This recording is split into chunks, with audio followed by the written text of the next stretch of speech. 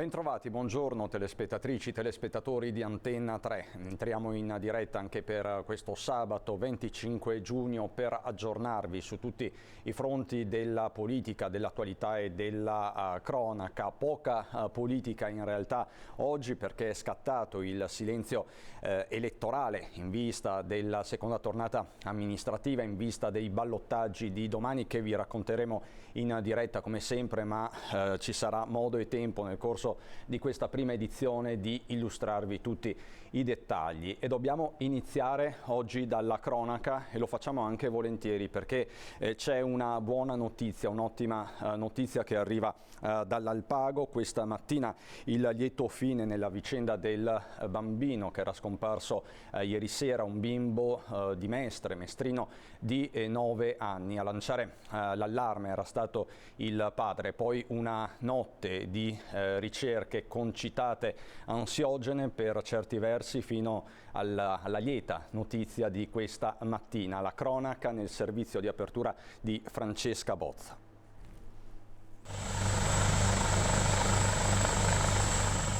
Lo hanno stretto in un lunghissimo abbraccio che ha sciolto ore di tensione e angoscia. Così i genitori hanno accolto il piccolo Francesco, il bambino di 9 anni di Mestre, che ieri durante un'escursione con il padre sul Colle Indes in Alpago, nel comune di Tambre, si era allontanato. Il papà intorno alle 19, dopo averlo cercato, aveva dato l'allarme non vedendo più il bambino. Erano immediatamente scattate le ricerche che hanno impegnato per tutta la notte oltre 100 persone tra soccorso alpino e speleologico dei Vigili del Fuoco, soccorso alpino della Guardia di Finanza con unità cinofile e droni, in un'area molto vasta compresa tra Colli Indes, Pian Grant, Pian delle Lastre. Questa mattina, intorno alle 9, il lieto fine di una vicenda che ha tenuto tutti per ore con il fiato sospeso. Un escursionista lungo la strada in località Anfilon del Vivaio ha incrociato Francesco, lo ha fermato e ha segnalato la presenza dell'elicottero dei Vigili del Fuoco che stava sorvolando la zona. Il bambino, visibilmente spaventato per la notte trascorsa in mezzo al bosco, ma nonostante tutto in buone condizioni, è stato avvicinato con molta cautela dai 3 soccorritori di Drago 149 dei Vigili del Fuoco di Venezia, che gli hanno chiesto se avesse voglia di fare un giro in elicottero, proposta subito accettata da Francesco, che una volta imbragato è stato trasportato al campo base, dove ad attenderlo c'erano mamma e papà. Dopo avergli dato da bere e da mangiare, lo hanno portato al pronto soccorso per dei controlli. Una volta che si sarà ripreso, Francesco potrà spiegare dove abbia trascorso la notte e come si sia protetto fino al ritrovamento di questa mattina e alla fine di un lungo incubo. La fine di un lungo incubo, così dice Francesca Bozza in questo servizio che fa il punto di una notte davvero preoccupante, fatta di paura, di ansia. Poi il sospiro di sollievo collettivo. Com'è andata Sarabona, sindaco di Tambre? Buongiorno innanzitutto. Sì, buongiorno e grazie a voi di questo spazio dove veramente possiamo esprimere tutto il sollievo per la conclusione di questa vicenda. È stata veramente una nottata tragica, voi lo potete immaginare, si tratta di un bambino di 9 anni che si è ritrovato da solo in mezzo al bosco, tra l'altro ieri sera ha anche piovuto poco dopo la sua scomparsa, per cui eravamo veramente molto preoccupati e la famiglia era stremata da questa vicenda. Qui però abbiamo delle persone che per noi sono degli angeli, sono molto più delle persone, che sono tutti i soccorritori e i volontari che sono intervenuti e che hanno cercato tutta la notte Francesco in questo territorio che purtroppo è anche molto vasto, per cui è fatto anche di doline, di cavità, insomma non è un territorio facile da perlustrare, ma i soccorritori, i volontari del soccorso alpino, i vigili del fuoco sono arrivati veramente da ogni dove. Siamo stati lì io perlomeno fino alle 2:30 di stanotte e continuavano ad arrivare persone che si rendevano disponibili a prestare soccorso e andare a cercare Francesco, per cui è veramente stata una notte di angoscia, però credo che anche i genitori abbiano potuto sentire il sostegno di questa comunità che si è mossa veramente in forze per cercare questo bambino, quindi siamo veramente contenti che tutto si sia concluso per il meglio. In maniera compatta, in questi casi la montagna dà sempre il meglio di sé per certi versi, Bona, quindi vigili del fuoco, soccorso alpino. Tra l'altro fra poco ci collegheremo, anche se è impegnato in un intervento, con Alex Barattin, che è il capodelegazione del soccorso alpino delle Dolomiti Bellunesi. Senta Bona, lei ha avuto modo di parlare con i familiari, di vedere il piccolo? Allora, io li ho visti stanotte, ovviamente erano molto molto preoccupati. Stamattina non sono riuscita a raggiungerli, però hanno parlato con il mio vice sindaco e l'assessore che abbiamo tra l'altro nominato ieri sera, perché tutto questo succedeva mentre noi stavamo facendo il consiglio comunale, quindi abbiamo cominciato a ricevere le telefonate di avvertimento proprio mentre stavamo concludendo il consiglio, per cui da lì siamo partiti subito per andare sul luogo dove si erano, diciamo, installati i soccorsi, che è la località Piangrante. Stamattina io non li ho visti, però mi hanno riferito che Francesco stava bene, che era tranquillo, l'hanno comunque portato a fare un controllo insomma, di routine per vedere che fosse tutto a posto, però dico anche la grande energia di questo bambino che ha superato una notte in montagna da solo, e non posso neanche immaginare, insomma, quanta paura possa aver avuto, e soprattutto visto l'angoscia dei suoi genitori, e da mamma è qualcosa di veramente, veramente terribile. È stata proprio dura. È stata, immagino, anche per lei, no? Da neo sindaco, la prima prova sul campo probabilmente. Sì, sì, ovviamente durante il nostro periodo di amministrazione, già con l'amministrazione precedente, avvenimenti di questo tipo in montagna sappiamo bene che ne avvengono, e proprio a gennaio c'era stato anche il caso dell'amico Giorgio De Bona che si era smarrito sulle nostre montagne. Ovviamente il caso era molto diverso, si trattava di una persona adulta, in questo caso la preoccupazione era ai massimi livelli proprio per il fatto di ritrovarci con un bambino così piccolo da solo.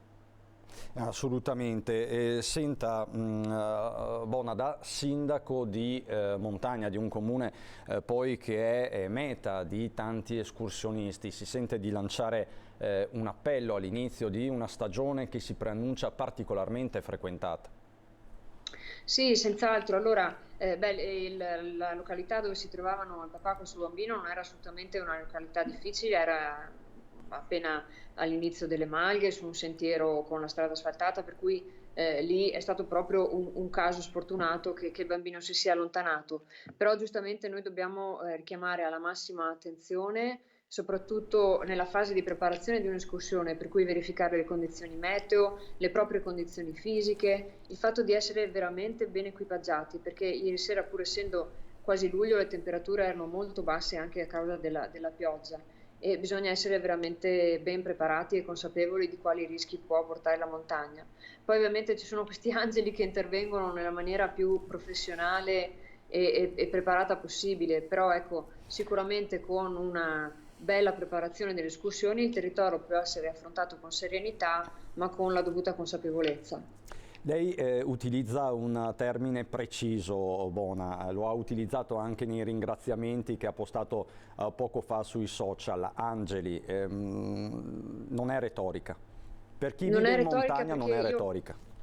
ho visto queste persone arrivare dalle 9, dal momento in cui noi siamo saliti al punto di soccorso, fino alle 2 continuava ad arrivare gente da Padova, da Treviso, dal Triveneto, con loro equipaggiamento, subito messi a disposizione. È una situazione straordinaria nella gravità di questo fatto, perché questi sono tutte persone volontarie per la gran parte, e anche le forze di polizia, i vigili del fuoco rimangono lì pur affrontando una notte intera, dei turni estenuanti, ma non mollano. E questo segnale per la famiglia, provate a immaginare, è una cosa importantissima, nel senso che vedono tutte queste persone che si danno da fare e non cedono alla stanchezza pur di arrivare al risultato. E ringrazio Alex Barattin a nome di tutti, di tutta l'amministrazione e di tutta la comunità. Ringrazio lui perché non è possibile fare il nome delle centinaia di persone che sono arrivate, secondo me sono oltre un centinaio, le persone che sono arrivate per prestare i soccorsi, e anche persone del paese, quindi volontari che, conoscendo bene il territorio, si sono messi a disposizione coordinandosi con il soccorso alpino per intervenire. Quindi veramente un grazie di cuore a queste persone. Anche questo è un altro aspetto. Per scandagliare un territorio complesso come quello della montagna serve conoscere a fondo quel territorio. Questo è importante perché altrimenti ci possiamo trovare di fronte a un effetto moltiplicatore anche degli incidenti. Sì, infatti nelle condizioni di ieri sera, appunto con il buio, con la pioggia che era appena arrivata, ci vuole una professionalità e una preparazione. Però qui diciamo, abbiamo la fortuna che abbiamo ancora tanti appassionati della nostra montagna che la conoscono bene. Però è il ruolo fondamentale del soccorso alpino che coordina tutte queste persone e riesce a mantenere la calma, a decidere gli interventi. Io li ho visti proprio lavorare ieri sera. Pianificare gli interventi per riuscire ad avere il risultato migliore nel minimo tempo, quindi veramente una preparazione e una professionalità che non possiamo che veramente ringraziare ed elogiare. E lo sottolineiamo 1000 volte. Grazie, grazie davvero a Sara Bona, sindaco di Tambre, e buon lavoro. Noi cercheremo di collegarci con Barattina nel corso di questa diretta a un intervento in corso a proposito di un soccorso alpino che non si ferma mai e che è sempre sul pezzo. Quindi grazie ancora a Sara Bona. Noi quindi ritorneremo nel corso di questa diretta a occuparci di questo importante ritrovamento. Sempre per la cronaca, è stata una notte di incidenti sulle strade della Marca trevigiana. I soccorritori, a proposito di soccorritori, sono stati impegnati da mezzanotte fino alle prime luci dell'alba in vari comuni della provincia. Il primo intervento in ordine di tempo è avvenuto a mezzanotte 50 in via Pagnana, Castelfranco Veneto, dove un 31enne ha perso il controllo della moto su cui stava viaggiando, finendo nel fossato a lato della carreggiata. Portato in ospedale, le sue condizioni non sono gravi. Verso le 2 di notte i soccorsi sono stati chiamati in via Nuova Trevigiana, a Lughignano di Casale sul Sile, per una Nissan Qashqai ribaltata con a bordo 3 feriti. Il più grave è un bimbo di soli 4 anni, ricoverato in codice 3, quindi in gravissime condizioni al Cafoncello, ma non è in pericolo di vita. Questo voglio appunto ribadirlo. Feriti in maniera più lieve anche un altro bambino di 8 anni e un uomo di 37 che era alla guida dell'auto. Fatale molto probabilmente un colpo di sonno. Il veicolo è finito prima contro un albero a lato della strada e poi nel fossato. Sul posto, oltre al personale del SUEM 118, sono intervenuti i carabinieri della stazione di Zero Branco. Alle 4:50 è stata la volta invece di un frontale fra 2 auto lungo il terraglio tra San Bugè, siamo in comune di Preganziol, e Mogliano Veneto. Un Audi S4 guidata da una 42enne di Mestre in stato di ebbrezza alcolica durante un sorpasso si è scontrata contro una Toyota Yaris guidata da una 56enne di Treviso, rimasto incastrato tra le lamiere ed estratto dai vigili del fuoco. È stato ricoverato quest'ultimo in prognosi riservata, non è però in pericolo di vita. È stato ovviamente denunciato l'uomo alla guida dell'Audi, che è stato appunto poi segnalato per lesioni personali stradali aggravate da stato di ebbrezza alcolica. La patente gli è stata ritirata. Un altro incidente poi si è registrato poco prima delle 5, anzi delle 6, in via Centa a Villorba, dove un'auto guidata da un uomo di origini straniere è finita sempre nel fossato a lato della carreggiata. Infine un intervento a Castelfranco Veneto, dove un'auto è finita contro un camion. Anche in questo caso ferite abbastanza gravi, però il conducente dell'auto non è in pericolo di vita. Sul posto questa volta gli agenti della Polstrada. Quindi una raffica davvero di incidenti. Preoccupano le condizioni di questo bambino di 4 anni, è grave al Cafoncello, ma appunto non è in pericolo di vita. E poi c'è un'altra vicenda che sta facendo riflettere. Ve ne abbiamo parlato ieri sera nel corso del nostro telegiornale, ma gli interrogativi sono tanti. Un artigiano trevigiano di paese si è tolto la vita nella sua azienda. Dietro al gesto, con ogni probabilità, motivi economici. Paese sotto shock per la morte di un artigiano 56enne che si è tolto la vita nella sua azienda. A scoprire giovedì sera il corpo dell'uomo, il fratello. Immediata la chiamata al SUEM, ma i sanitari non hanno potuto fare altro che constatarne il decesso. Sul luogo anche i carabinieri di Montebelluna che stanno indagando sulla tragedia per capire cosa possa aver spinto l'imprenditore a compiere il gesto estremo. Il 56enne non avrebbe lasciato alcun biglietto per spiegare la sua decisione. Si indaga a 360 gradi. Dalle prime ipotesi, però, dietro alla drammatica scelta potrebbero esserci motivi economici legati alla situazione critica in cui si sarebbe trovata l'attività ormai da qualche anno. C'è poi il fronte del Covid. Come sapete il virus ha rialzato la testa, sta rialzando la testa, è in corso una quinta ondata, ne abbiamo parlato anche in settimana con il virologo Fabrizio Pregliasco, prima ancora con il nostro epidemiologo di fiducia, lo abbiamo spesso nostro ospite Massimo Guerriero, quindi la situazione rimane delicata anche se non allarmante. Vediamo i dati di giornata diffusi poco fa dalla Regione del Veneto con Azienda Zero. Torniamo quindi a darvi il bollettino, del resto i numeri sono importanti. 6.613 nuovi casi di positività che sono stati registrati nelle 24 ore in Veneto, con la provincia più interessata che è Padova, 1281. I casi attualmente positivi nel Padovano sono oltre 9.000. Treviso 1272 nuovi casi di positività nelle 24 ore, 9.614 casi attualmente positivi. Treviso è la provincia più colpita, stando ovviamente al contact tracing che sappiamo insomma essere un po' saltato in queste settimane, in questi mesi per forza di cose. Poi il veneziano 1184, 9358 totali e poi tutte le altre province, per un totale per l'appunto di 6.613 nuovi casi. I dati che però come sempre ci devono interessare, in primo luogo che ci devono riguardare, sono quelli delle ospedalizzazioni, 549 quelle in area non critica, malattie infettive, pneumologie e quant'altro, 26 i posti letto occupati nelle terapie intensive. Di questi posti letto occupati 15 sono i ricoverati positivi, 11 quelli negativi. Da questo punto di vista c'è da dire che negli ultimi giorni stiamo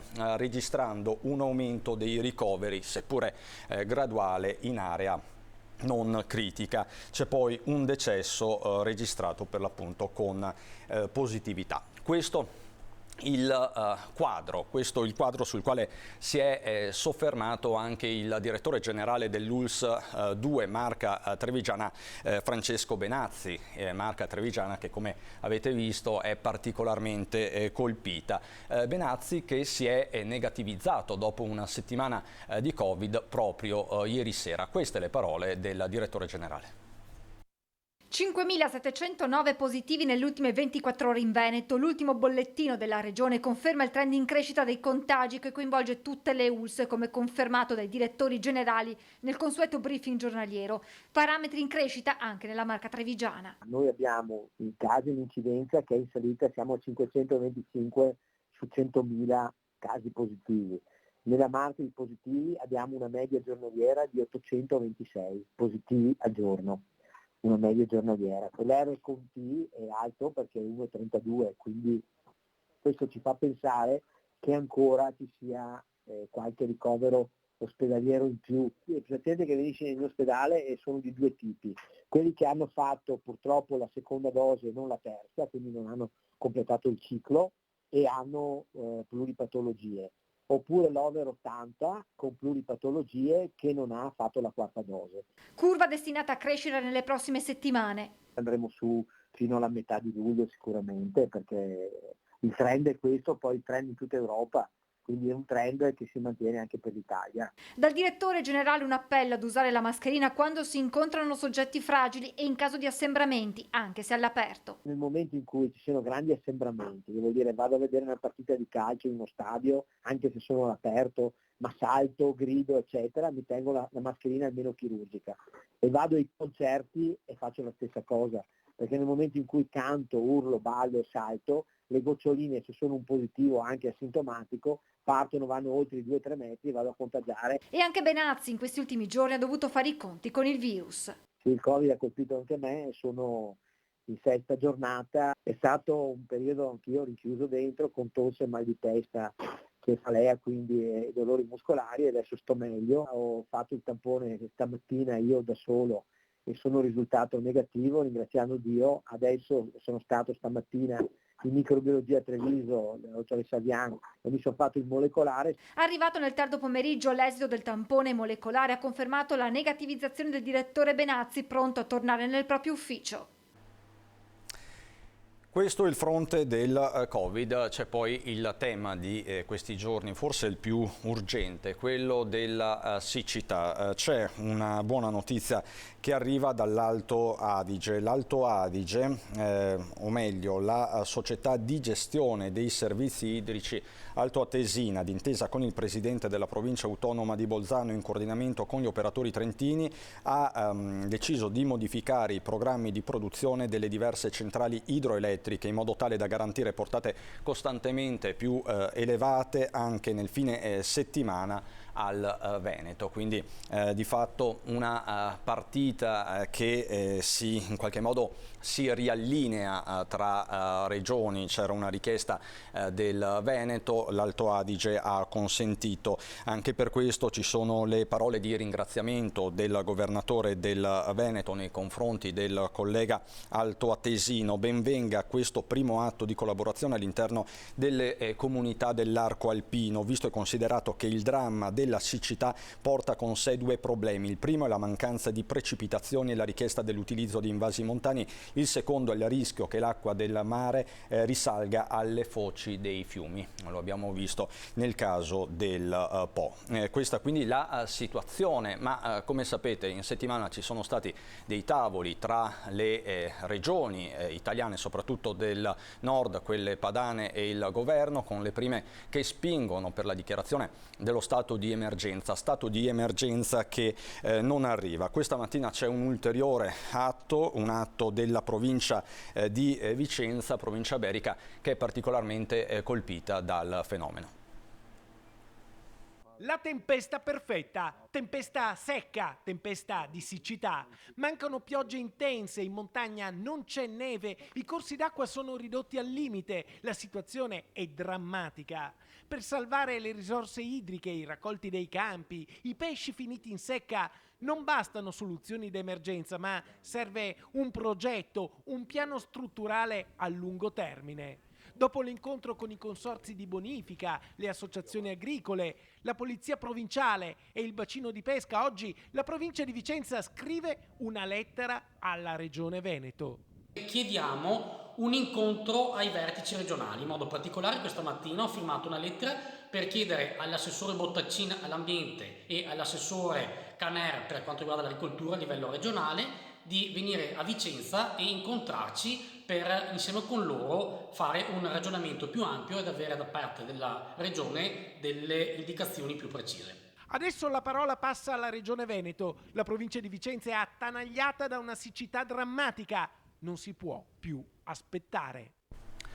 E non va affatto meglio nella Marca trevigiana. Questo è il punto di Lucio Zanato.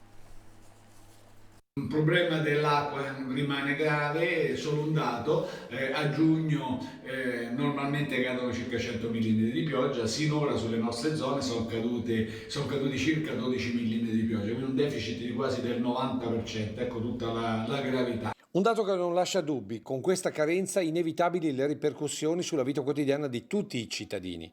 Dati ES confermano la diminuzione della pressione nelle tubature dell'acquedotto nelle ore notturne in via preventiva, sottolineando che le fonti dello Schiavedin comunque non hanno al momento diminuito la loro portata idrica, ma che sono costantemente monitorate.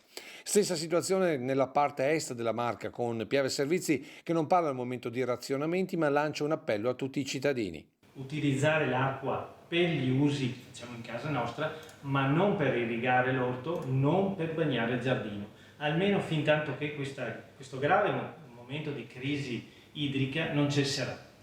In tal senso si stanno moltiplicando le ordinanze dei sindaci con il divieto di uso di acqua potabile per piscine ed altri utilizzi che non siano alimentari o igienico-sanitario. Situazione altrettanto critica per i consorzi di bonifica, con il presidente Gerolimetto che raccomanda agli agricoltori di rispettare l'orario assegnato e di limitare l'irrigazione al fabbisogno, evitando gli sprechi. Per i cittadini l'appello di utilizzare l'acqua dei canali per orti piuttosto che per i giardini, limitando il tempo d'uso e la frequenza. Tutto questo mentre il mondo agricolo inizia già a fare i conti con le perdite di produzione.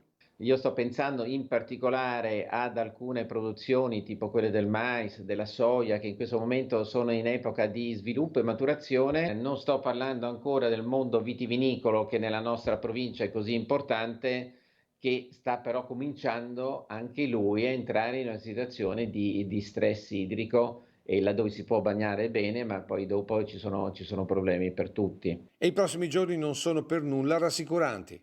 Tempo ancora stabile per sabato e per domenica, con cielo in prevalenza sereno, e certo con questo caldo poi nel pomeriggio avremo dei cumuli e più intensi come avevamo già detto sui rilievi. È un tempo stabile che purtroppo poi ci accompagnerà almeno per gran parte della prossima settimana, con temperature sempre più alte. Infatti prevediamo per questo fine settimana minimi intorno ai 20 gradi, massimi intorno ai 32-33 gradi, ma la prossima settimana le massime potranno arrivare a 33, 34, anche 35 gradi.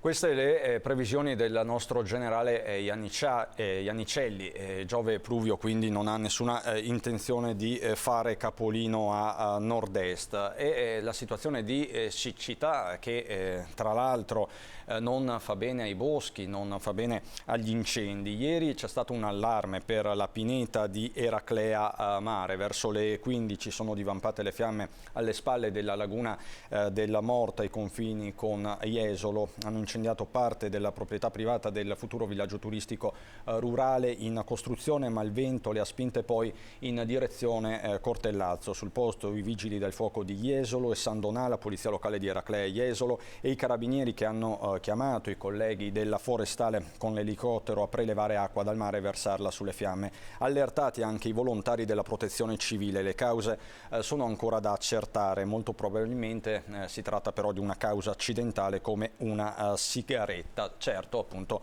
le condizioni di siccità di questi giorni non aiutano.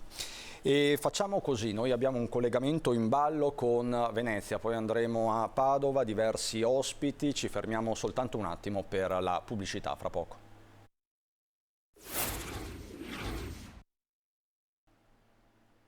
Di nuovo in diretta per continuare il nostro racconto del sabato a nord-est. Ci colleghiamo con Filippo Fois e Sandro Ponchio che si trovano all'esterno dell'aeroporto Tessera, aeroporto Marco Polo di Tessera a Venezia, dove oggi è stata preannunciata, se non sbaglio, Filippo, una giornata di mobilitazione, di sciopero. Cosa sta succedendo? Sì, buongiorno Cristian e buongiorno ai nostri telespettatori. Lo sciopero, a dire la verità, è già iniziato, non sarà lunghissimo, sarà dalle 10 alle 14, riguarda il personale di terra o parte del personale di terra dell'aeroporto internazionale Marco Polo. È stato indetto dalla FIT CISL e riguarda i servizi di accoglienza dei viaggiatori e di carico-scarico bagagli. Dopo il lungo periodo del Covid che aveva praticamente azzerato i voli in arrivo e in partenza da Venezia, ora l'attività è tornata su livelli pre-pandemia. Al momento abbiamo controllato le partenze di questa mattina, c'è una partenza ogni 5 minuti sostanzialmente per destinazioni che sono in Italia e in Europa ma anche intercontinentali. Il servizio però non ha il personale sufficiente per tornare a pieno regime, questo è quello che sostengono i sindacati, un po' perché una parte dei lavoratori si sono riciclati in altri mestieri, un po' perché una parte che dovrebbe prendere servizio è ancora in via di formazione, per cui lamenta la FIT CISL non si può ancora offrire ai passeggeri un servizio completo e da questo punto di vista chiede un impegno forte alla SAVE, che è la società che gestisce l'aeroporto di Venezia, sia per quello che riguarda le assunzioni che anche per quello che riguarda i contratti. Si tratta di 4 ore di sciopero che naturalmente non è totale perché è un settore sensibile di quelli quelli che sono soggetti comunque a delle limitazioni dello sciopero, essendo un servizio pubblico che non può mai essere interrotto, ma che comunque è significativo per quello che riguarda lo stato dei lavoratori all'interno di questo aeroporto, che ricordiamo è il terzo scalo italiano dopo Milano e Roma. E Filippo, più in generale, com'è la situazione in questo primo weekend di fatto d'estate nella zona dell'aeroporto e più in generale per il turismo a Venezia? Beh, dunque, qua nella zona dell'aeroporto, come forse vedrete alle mie spalle, c'è un flusso di traffico che è pressoché ininterrotto. Dobbiamo ricordare anche che quella è la direzione per cui si va alle spiagge della provincia di Venezia, a partire da Jesolo e poi tutte le altre località balneari della costa veneziana. Anche a Venezia la situazione sta tornando a livelli pre-pandemia. Passeggiare per la città si sente, intanto si vedono perché sono tornati anche i trolley a solcare i masegni della città, ma poi si sente obiettivamente la gente che parla un po' in tutte le lingue del mondo come era a livello pre-pandemia, per cui sostanzialmente anche qui ci sono problemi chiaramente di personale, come si lamenta nella costa, nel senso che non sono rari anche fuori dai ristoranti o dai bar i cartelli alla ricerca di personale, però possiamo dire che sostanzialmente siamo tornati a quel turismo che si vedeva anche prima, anzi a quel turismo per cui in questo periodo è tornato alla ribalta il problema del sovraturismo. C'è stata un'audizione del prefetto di Venezia Vittorio Zappalorto alla Camera dei Deputati, cui poi è seguito un emendamento che è stato presentato dall'onorevole Nicola Pellicani del Partito Democratico per la limitazione per esempio delle affittanze turistiche. Voi sapete che Venezia ha all'incirca 24 milioni di passaggi di visitatori all'anno, per cui diciamo c'è un'industria turistica molto molto forte, secondo qualcuno forse anche troppo forte, però come vedete qui si vedono passare gli autobus che fanno la spola con l'aeroporto, si vedono i bus navetta organizzati dagli alberghi oppure gli NCC, quindi noleggi con conducenti. Io direi la situazione qui è tornata veramente alla normalità, tant'è vero che insomma ci sono le difficoltà di cui parlavamo prima a riuscire a gestire questo enorme traffico anche per quello che riguarda gli aerei. Assolutamente, grazie davvero Filippo per questa panoramica sul veneziano, grazie a te e Sandro Ponchio. E noi partiamo adesso, partiamo alla volta di Vicenza, ritorniamo a Vicenza per affrontare un altro nodo di grandissima attualità che interessa davvero tutti, i prezzi folli della benzina, nei giorni in cui tra l'altro il governo ha riconfermato il bonus carburante di fatto, altrimenti saremo già sui 2,40 €, 2,50 € al litro, una cifra fino a qualche mese fa inimmaginabile e insostenibile già ora. Abbiamo sentito un po' l'umore dei vicentini, sentiamoli. Non è cambiato niente, siamo peggiorati prima rispetto a 2 mesi fa. Se ne ci hanno tolto 30 centesimi adesso sarebbe 2,40. Se non tolgono l'IVA c'è poco da fare, anche se confermano quello che hanno detto fino al 30 settembre non cambia niente. E vedrai che agosto aumenterà di più perché siamo direttamente in ferie, ancora più benzina, ancora più diesel, ancora più aumenti. Sì, è un dramma generale qua fra benzina, gasolio, gas, acqua, luce. Non lo so come faremo. Non capisco, io sto sempre aspettando ma vedo sempre che aumenta il gasolio, non so, cioè un pieno mi costa più di 20 € in più. Dobbiamo considerare che la benzina dobbiamo sommare quei 30 centesimi di sconto, per cui dal 1° luglio sarà da ridere. Rimane solo sperare che non aumenta ancora, non si capisce niente, non lo so, cerco di seguire, di capire ma non si capisce. Guardi, io uso lo scooter per risparmiare, ma se vede lei con 20 € non ho fatto neanche un pieno di benzina. Di solito questo qua tiene pieno ci vogliono 25 €, una volta con 15-16 € mi arrangiavo. Vuol dire che adesso faccio quasi un pieno al mese in più. Se poi per 10 mesi sono quasi 250 € in più all'anno. È ovvio che i prezzi sono alzati. Dobbiamo trovare qualche soluzione. È il governo che deve trovare una soluzione per tutti. Non si può venire fuori da soli. È una roba troppo grossa questa. Poi adesso ci si mette anche la siccità quindi anche lì saranno spese per cercare di contrastare questo problema. Senta, il governo ci aveva provato in 3 mesi, ha tagliato l'accisa, ma la benzina e il gasolio sono tornati a superare i 2 euro e addirittura dovrebbero dare un colpo ancora a queste accise, che sono secoli che ci sono. C'è chi paventa comunque l'aumento fino a 2,4, 2,5 perché Sicuramente, sì, ad agosto sarà così. Ad agosto chi va a lavorare o chi va in ferie è sempre peggio e sarà sempre peggio. La pinage è questa, gente che lavora. Tasse e aumento del gasolio e non viene incontro a nessuno. E andiamo a rubare tutti quanti ora. Se il governo non approva il prossimo taglio per il prossimo mese bisognerebbe bloccare tutto, fermare autostrade e tutto quanto. Questo non lo so, siamo troppo abituati a subire, non abbiamo il coraggio di ribellarci. Siamo stati bravi a protestare per le mascherine, nessuno protesta per l'aumento della benzina, nessuno si ferma. Abituati a subire questo l'umore dei vicentini, ma più in generale l'umore è sempre più nero. Vi raccontavo in apertura di questa diretta della notte davvero difficile che si è registrata nel Trevigiano, 5 incidenti in poche ore, tra questi anche un bambino di 4 anni in gravi condizioni alla Cafoncello. Non è in pericolo di vita, ma appunto è in gravi condizioni. Ieri un altro incidente stradale terribile, siamo nella cintura urbana di Padova, è morto un ragazzo di 17 anni, questa è la cronaca.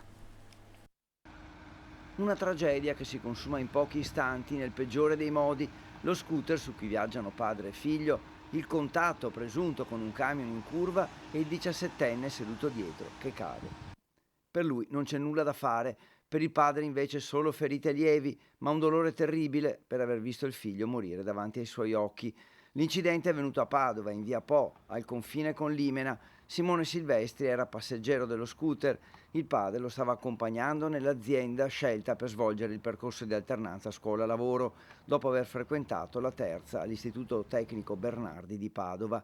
Tutta da chiarire la dinamica dell'impatto. Le indagini e i rilievi sono affidati alla polizia locale, che ha ascoltato il conducente del camion, un 39enne della provincia di Padova, che proprio mentre parlava con gli agenti, sotto shock, ha avuto un malore ed è stato accompagnato all'ospedale con una seconda ambulanza del SUEM giunta sul posto. Uno stillicidio, quello degli incidenti stradali, ve lo raccontiamo ogni giorno, uno stillicidio al quale non dobbiamo e non possiamo abituarci. Saluto e ringrazio, è qui con me ancora una volta Alen Fragasso, lo Grazie. Conoscete tutti, è il papà di Jessica Fragasso, la ragazza che a fine gennaio accanto alla cugina Sara Rizzotto venne travolta da un pirata della strada sulla 28. Morirono tutte e due. Alen era nell'auto che le precedeva, se non sbaglio, e hai assistito Alen alla scena. Cosa succede? Martedì ci sarà la sentenza, ci sarà la pronuncia definitiva nei confronti di quest'uomo, ma appunto ne parleremo fra pochissimo. Adesso vorrei andare appunto a Padova. Per noi c'è Federico Fusetti, è proprio sul luogo dell'incidente che vi abbiamo raccontato. Federico, buongiorno. Buongiorno Cristian. Sul luogo di un incidente terribile, lo abbiamo raccontato infatti, poco fa. aspettavo una tua domanda. Esatto, sì, abbiamo sentito il servizio che dà un po' i dettagli di quello che è accaduto. Noi siamo voluti venire qui un po' anche per renderci conto di persona della situazione. Vedete, Francesco Ratai vi mostra la curva in cui è avvenuto l'incidente e un mazzo di fiori che ricordano Simone Silvestri, 17 anni. In questo punto il padre che guidava lo scooter ha imboccato questa curva, siamo proprio al confine tra Padova e Limena, dietro di noi c'è Limena e c'è anche questa azienda in cui il ragazzo stava facendo il percorso di alternanza scuola-lavoro, come sapete, insomma quel periodo che si fa appunto lavorativo all'interno del ciclo scolastico. A vedere così sembra davvero una strada insomma semplice tra virgolette. È vero che qui in realtà il traffico è sempre molto intenso perché siamo nella zona industriale di Limena, mattina, quindi oggi che è sabato effettivamente il traffico è inferiore. Il ragazzo stava andando a lavorare perché il padre lo accompagnava tutti i giorni con lo scooter, lo accompagnava al lavoro e poi lo andava a riprendere. Una famiglia, insomma, come tante, ma anche una famiglia un po' particolare, numerosa, con 5 figli, molto ben diciamo inserita nel quartiere Sacro Cuore, che è a nord della città, un quartiere molto popoloso dove insomma vive la famiglia Silvestri e dove davvero sono tutti sotto shock, tutta la comunità insomma attorno a questo, alla chiesa e quindi al quartiere Sacro Cuore. Una famiglia che si è ovviamente trasferita subito in ospedale ieri appena saputo quello che era accaduto, la madre, i fratelli, le sorelle, tutti a capire, cercare di capire davvero cos'era accaduto, anche insomma se la notizia vera più importante era quella che Simone non c'era più. Possiamo stare solo ancora sul generico per quello che riguarda la dinamica, perché è tutta da accertare, sarà la polizia locale che con i rilievi, le indagini e anche con le testimonianze raccolte potrà far capire esattamente cosa è successo, anche se ovviamente tutto questo non riporterà Simone, un 17enne insomma che non c'è più, Cristian. Federico, grazie per questa testimonianza e per aver riportato anche il carico di strazio, di dolore che c'è dietro a queste perdite. Tra l'altro, dicevamo poco fa, abbiamo parlato della Marca Trevigiana questa mattina, questa notte si è registrata una raffica di incidenti, ma sono settimane nere anche per la provincia di Padova sul fronte della sicurezza stradale. Sì, molti incidenti, molte anche persone a piedi che sono state travolte, insomma è stato davvero un periodo, e lo è tuttora, un periodo molto difficile, molto duro per quello che riguarda le strade. Ci sono continuamente tentativi per diciamo, ridurre i pericoli, anche proprio possiamo dire poche ore fa sono state aggiunte delle rotatorie in città, una proprio nella zona di Prato della Valle degli Ospedali, però insomma non sempre così automatico, ecco, l'inserimento e la creazione di queste rotatorie e subito, immediatamente anche l'abbassarsi del numero di incidenti non è purtroppo sempre collegato in maniera così stretta, e quindi è un lavoro che non finisce mai in pratica, quello della prevenzione sulle strade. Federico, grazie davvero, grazie a te Francesco Ratai per questo collegamento. Ogni storia è a sé, non c'entrano solo le infrastrutture, la storia di Sara e Jessica lo dimostra. Fare la differenza spesso sono gli atteggiamenti dei singoli, anche appunto in un incidente in particolare questa notte sul Terraglio un guidatore è stato trovato ubriaco, completamente ubriaco, quindi questo va detto, è una sommatoria di tanti fattori. Alain, di fronte a questa ennesima tragedia sulla strada, che cosa provi? Provi più dolore, più rabbia perché non c'è una spiegazione, perché non si impara mai dagli errori? Sia rabbia che dolore, perché dopo quello che mi è successo a me, la gente deve capire che quando va in macchina deve essere attenta, è pericoloso, e sinceramente sono molto demoralizzato perché è una situazione veramente difficile, sempre peggio, veramente non riesco a capire, o cambiamo, le leggi devono essere riviste, perché qua veramente andiamo incontro a una strage. E che ci viene confermata tra l'altro anche dai soccorritori, nel senso che anche pochi giorni fa abbiamo parlato con il direttore generale dell'ULSS 2 Francesco Benazzi, con gli operatori, non solo con l'ULSS 2, e l'incidentistica stradale sta influendo anche sui ricoveri nelle terapie intensive, sui ricoveri nei reparti ovviamente di ortopedia. È un'emergenza che si somma ad altre emergenze che ci sono, molto banalmente Ovviamente in queste ore si stanno registrando tanti colpi di calore, ma c'è ancora il Covid, insomma tutto in qualche modo va a stressare una macchina sanitaria già stressata, se guardiamo appunto a questo particolare ambito. Veniamo appunto alla tua vicenda, l'abbiamo raccontata tante volte, come è giusto che sia, perché è una vicenda da un certo punto di vista estrema. Cominciamo dalla fine, cominciamo dall'ultima udienza che c'è stata in tribunale a Pordenone, perché il tribunale di Pordenone è competente su quel tratto di A28. Sì.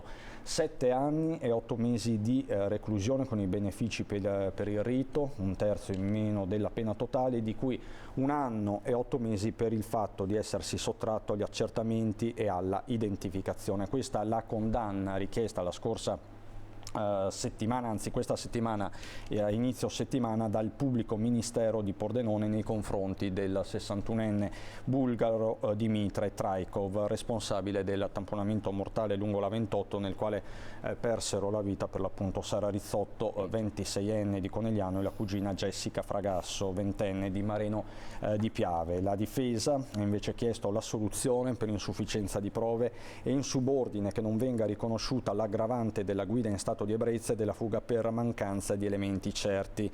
Le parti civili hanno aderito alle richieste dell'accusa chiedendo un risarcimento che complessivamente è di 1,5 milioni di euro. Il bulgaro presente in aula ha chiesto perdono per quello che ho fatto. Ha chiesto perdono. Sì, sinceramente il giorno dell'udienza che ha chiesto perdono, sinceramente non mi ha fatto né caldo né freddo, perché come ha detto il PM Raffaele Tito, poteva farlo appena successo. Non cambiava niente, perché non riportava indietro né la Jessica né la Sara, però un po' di umanità, solo questo. Non può chiedere scusa a 1 minuto prima dell'udienza che stai per, tra virgolette, cadere nel baratro, però purtroppo così accettiamo. Tra l'altro voi familiari, te in particolare, ve lo aspettavate un cenno di questo tipo? Mi ricordo nei giorni immediatamente successivi alla tragedia, nei giorni delle esequie, più volte ne avevamo parlato, sì, insomma. È vero. Sinceramente ti aspettavi perlomeno una lettera? Almeno dai suoi avvocati, almeno una lettera o un'email, qualcosa, ma niente. E si sono fatti vivi dopo quasi 5 mesi con l'offerta di 70.000 euro al papà delle 2 bambine, che è una cosa un po'... che ha creato un po' di attrito. Anche quella è una cosa ma... un po' ridicola, però vabbè, accettiamo anche questo, cosa altro si può fare. E niente, speriamo il martedì che ci sia la giusta pena, se ci sarà, spero di sì, e basta, non aspettiamo altro. Solo 7 giustizia. anni e 8 mesi di reclusione, questa è la richiesta del PM di Pordenone. È una pena sufficiente? Guarda, sinceramente quando l'ha annunciata io me lo aspettavo, perché sai, mi sono informato su internet e così, e sinceramente è stato anche, tra virgolette, cattivo, nel senso che è una pena che mi aspettavo. Speriamo che il giudice migliori la pena, cioè peggiori la pena, nel senso che aumenti la pena, ecco, non migliori, aumenti la pena, perché diciamo che è nella discrezionalità del giudice poterlo fare, esatto, perché poi la fattispecie di omicidio stradale prevede una pena, mi pare, fino ai 12 anni, una cosa del genere. Esatto. Guarda, speriamo che il giudice faccia il suo bene e basta, come ha sempre fatto, e speriamo. Diciamo che c'è poi quell'aspetto dell'aggravante della guida in stato di ebbrezza, perché poi appunto il Traikov sostiene di aver bevuto dopo il tamponamento, dopo essere scappato sostanzialmente, quindi dice non ero ubriaco al momento del tamponamento. Anche questo forse è un dettaglio o non lo è? Guarda, martedì c'era l'udienza, c'era un testimone che è stato non tutta la giornata ma quasi con l'imputato, e ha ammesso che lui ha bevuto 2 bicchieri di vino prima di mettersi in macchina. Quindi poi i bicchieri di vino sono sempre 2 bicchieri di vino comunque, che non si può mettersi in macchina dopo aver bevuto 2 bicchieri di vino. Poi bisogna capire i bicchieri di vino, almeno questo è un pensiero mio, quanto grandi erano e quanto grande era la bottiglia, perché anche qua comunque ha ammesso che ha bevuto e quindi cioè, più di così più lampante. Poi gli esami coincidono che ha bevuto, cioè, cosa più di così è lampante, cioè, infatti i suoi avvocati si appendono un po' sugli specchi, però. Adesso il processo ovviamente non si fa in televisione, però lo stiamo raccontando, vediamo appunto martedì quale sarà la pronuncia definitiva del giudice di Pordenone. Tra l'altro Alain, tu avevi chiesto giustizia e anche giustizia rapida, sulla rapidità forse ci siamo al momento? Sinceramente sì, sono stati veramente rapidi. E adesso manca la parte più importante, la giustizia, che è una cosa che non è che chiedo solo io, chiedono tutte le persone che gli capitano queste cose qua, perché non può essere, anche se la pena è stata valutata di 11 anni e 8 mesi, cioè la vita di una ragazza non può essere valutata a 6 anni. Non è colpa del PM, attenzione, non è colpa neanche del giudice, è colpa delle leggi. Ci sono delle leggi a monte che vanno poi applicate. Vanno riviste, perché sennò non si può, cioè sinceramente la vita di una persona non può essere valutata a 6 anni, e che è andata anche bene in questo caso, ma su certe storie c'è veramente da mettersi le mani nei capelli. Veramente è una roba da vergognarsi. Anche questo lo abbiamo raccontato, tu hai insistito e alla fine hai ottenuto anche una lettera da parte del Presidente della Repubblica, da parte di Mattarella. Mi ha chiamato e dico la verità, martedì sera, quando sono arrivato a casa dall'udienza, io ne ho mandato un'altra. Non chiedo giustizia solo per la mia storia, io chiedo giustizia per tutti, ok? Che le leggi vengano riviste, basta, perché se uno sbaglia deve pagare, stop. Non è che chiediamo chissà che se uno sbaglia deve pagare. Se io vado in giro in macchina senza la cintura, i carabinieri mi fermano, pago la multa e devo farlo. Ed è giusto che le altre persone che sbagliano, che fanno errori gravissimi, devono pagare, basta. Non chiedo altro. Diciamo questo. In questi mesi sono passati 5 mesi. 145 giorni. 145 giorni.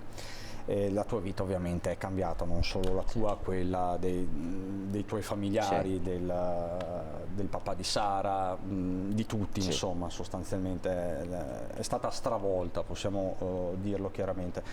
E nel tuo caso ha preso una determinata strada, quella di non lottare solo per te, per la tua vicenda, ma più in generale per la sicurezza stradale. Sì, esatto. Perché? Come mai questa forza? Un modo per elaborare il dolore? Che cos'è? Sì, cercare di, tra virgolette, prevenire altri dolori alle famiglie che per la perdita dei cari, perché veramente è una sofferenza. Infatti capisco il papà del ragazzo di 17 anni che l'ha visto anche morire, e immagino come stia. Bisogna, cerco di fare qualcosa per che la morte della Jessica, della Sara e di tutte le altre persone non siano invane. Ecco, tutto qua, cercare di fare qualcosa. Infatti sono sempre in contatto con la Romina e quindi proviamo a... Romina, lo ricordo a chi è a casa ma ci segue, Romina Ceccato, presidente di Alba. Luci sulla buona strada, che è un'associazione per la sicurezza stradale, era nostra ospite pochi giorni fa, è la mamma di Riccardo Laugeni, uno dei 4 angeli, così sono stati ribattezzati, morti nel luglio del 2019 nei pressi di Jesolo, anche lì speronati da un pirata della strada che poi appunto era scappato, poi è stato individuato, processato, anche lì una vicenda giudiziaria molto delicata che ha avuto anche dei risvolti, quindi state portando avanti una battaglia insieme. Esatto, sì, stiamo provando, io mi sono affiancato a lei piano piano, un passetto alla volta, e cerchiamo di migliorare, fare qualcosa per questi ragazzi, non solo i ragazzi, perché anche ci sono tantissime persone incoscienti in auto. E io sinceramente, dopo che è successo questa cosa qua, ho paura di andare in macchina, lo dico sinceramente, perché dopo quella sera là per me è tanto difficile, per me e anche per mia moglie. Io dico solo di stare attenti, di fare le cose fatte bene, perché sennò veramente non... Per interrompere questa scia, insomma, che stiamo raccontando, e ogni volta appunto è l'importante non abituarsi, lo diciamo sempre. Però guarda che ieri sera 4 incidenti, cioè è una cosa veramente... Ormai non guardo neanche più, perché sennò mi viene da piangere, sinceramente. Senti Alenna, tu resti con me, ma lanciamo un ultimo appello al giudice di Pordenone. Niente, che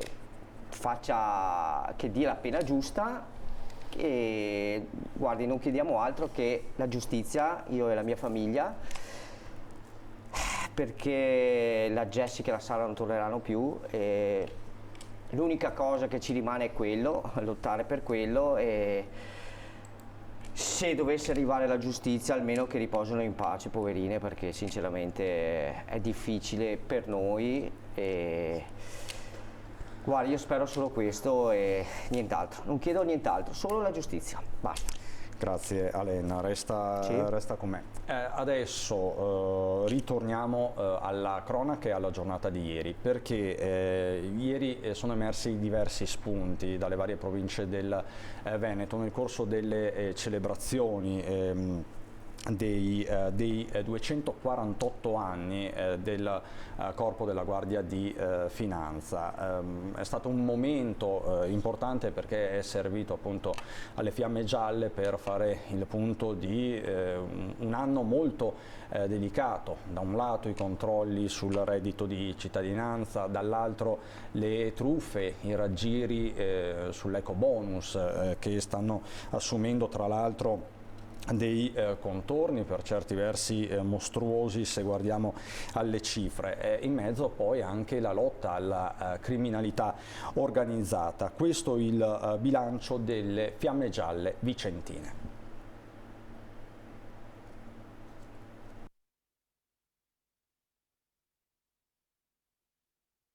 Lotta alla criminalità organizzata e al riciclaggio. La Guardia di Finanza di Vicenza, nel celebrare il 248° anniversario della fondazione del Corpo, traccia il bilancio delle attività di un anno in provincia, dove l'applicazione della normativa antimafia ha portato all'accertamento patrimoniale di oltre 50 soggetti e l'esecuzione di quasi 1000 accertamenti a seguito delle verifiche funzionali richieste dai prefetti per il rilascio della certificazione antimafia.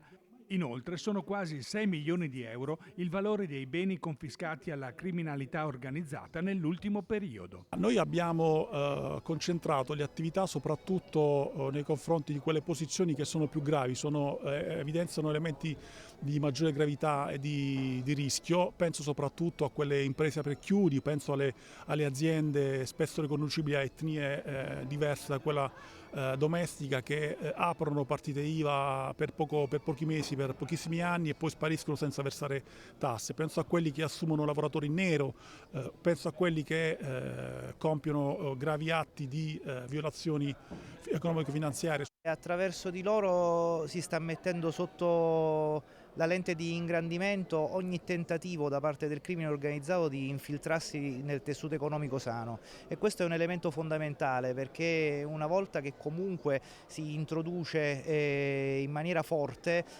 poi rischia di essere un morbo che ammalora tutto quanto l'intero sistema economico, e quindi penso che questo sia l'elemento più importante da tenere in considerazione. Altro fronte caldo di attività nell'ultimo anno è il controllo sulle truffe per il Covid, dove sono stati denunciati 40 soggetti che hanno percepito 1.300.000 euro di aiuti statali senza averne diritto e bloccando l'erogazione di altri 450.000 euro. Denunciati 14 soggetti per frode in commercio, contestate 62 sanzioni amministrative e sottoposte a sequestro 120.000 mascherine e dispositivi di protezione individuale. Così a Vicenza, mentre a Treviso, sempre nel corso delle celebrazioni dei 248 anni delle Fiamme Gialle, è stato premiato un finanziere davvero speciale. Consentivano di denunciare all'autorità giudiziaria 72 responsabili, di cui 13 in stato di arresto, e di segnalare alle competenti prefetture 728 soggetti consumatori. provincia di Treviso, 2018-2022. È un finanziere davvero speciale. Escor, pastore tedesco di 6 anni, guarda sempre con attenzione ciò che gli capita attorno e non gli sfugge nulla in tema di stupefacenti. Quando segnala o si mette seduto, oppure quando c'è tipo in un ambiente in cui c'è tanto passaggio, come un aeroporto, come una stazione, segue la persona e si siede davanti. Questo mi fa capire, insomma, che è meglio controllare, c'è qualcosa di strano. Loro fanno coppia fissa per quello che si potrebbe definire un vero colpo di fulmine. Noi abbiamo il centro allevamento e addestramento a Castiglione del Lago, Perugia. E lì si addestrano, vengono scelti secondo alcune peculiarità, la disponibilità al gioco, il fatto di poter stare in mezzo alle persone, perché il nostro soprattutto lavora a contatto con le persone. Appunto ero andato al centro addestramento e vuoi il caso che c'era proprio una cucciolata, la sua cucciolata, e in quel momento che stava facendo la passeggiata con l'allevatore mi fermai, la carezzai eccetera, e poi l'allevatore si ricordò di questo quando andai a fare l'addestramento, ha detto guarda che quando era piccolo l'hai avuto in braccio, quindi questo è stato un episodio memorabile. E invece in servizio qualche situazione particolare? I servizi ce ne sono davvero tanti, anche situazioni molto particolari, perché comunque quando tratti di droga ti vai a confrontare con realtà sociali anche molto difficili. 800 le missioni di Escor, molte tra aeroporto di Treviso e quello di Venezia. E quando si parla di corrieri e spacciatori, a volte senza scrupoli, è davvero utile fare affidamento su questi finanzieri davvero speciali. Però avere un cane vicino a volte vuol dire avere una sicurezza in più. Certamente sì, soprattutto un collega molto fidato e quindi averne. Noi prima di andare in pubblicità vi ricordiamo che domani Antenna 3 trasmetterà in diretta l'esito del ballottaggio. Siamo pronti a una nuova maratona elettorale. Domani si vota dalle 7 alle 23 a Verona, Jesolo, Feltre e Thiene. La nostra emittente seguirà quindi in diretta gli attesissimi risultati con una puntata speciale di Ring dalle 21:15 condotta in studio dal nostro vice direttore Ferdinando Avarino, una maratona elettorale da non perdere. Domani sera quindi l'appuntamento è a partire dalle 21:15 qui su Antenna 3. Alain resta qui con me, noi andiamo in pubblicità qualche istante e poi ci rivediamo ancora in diretta.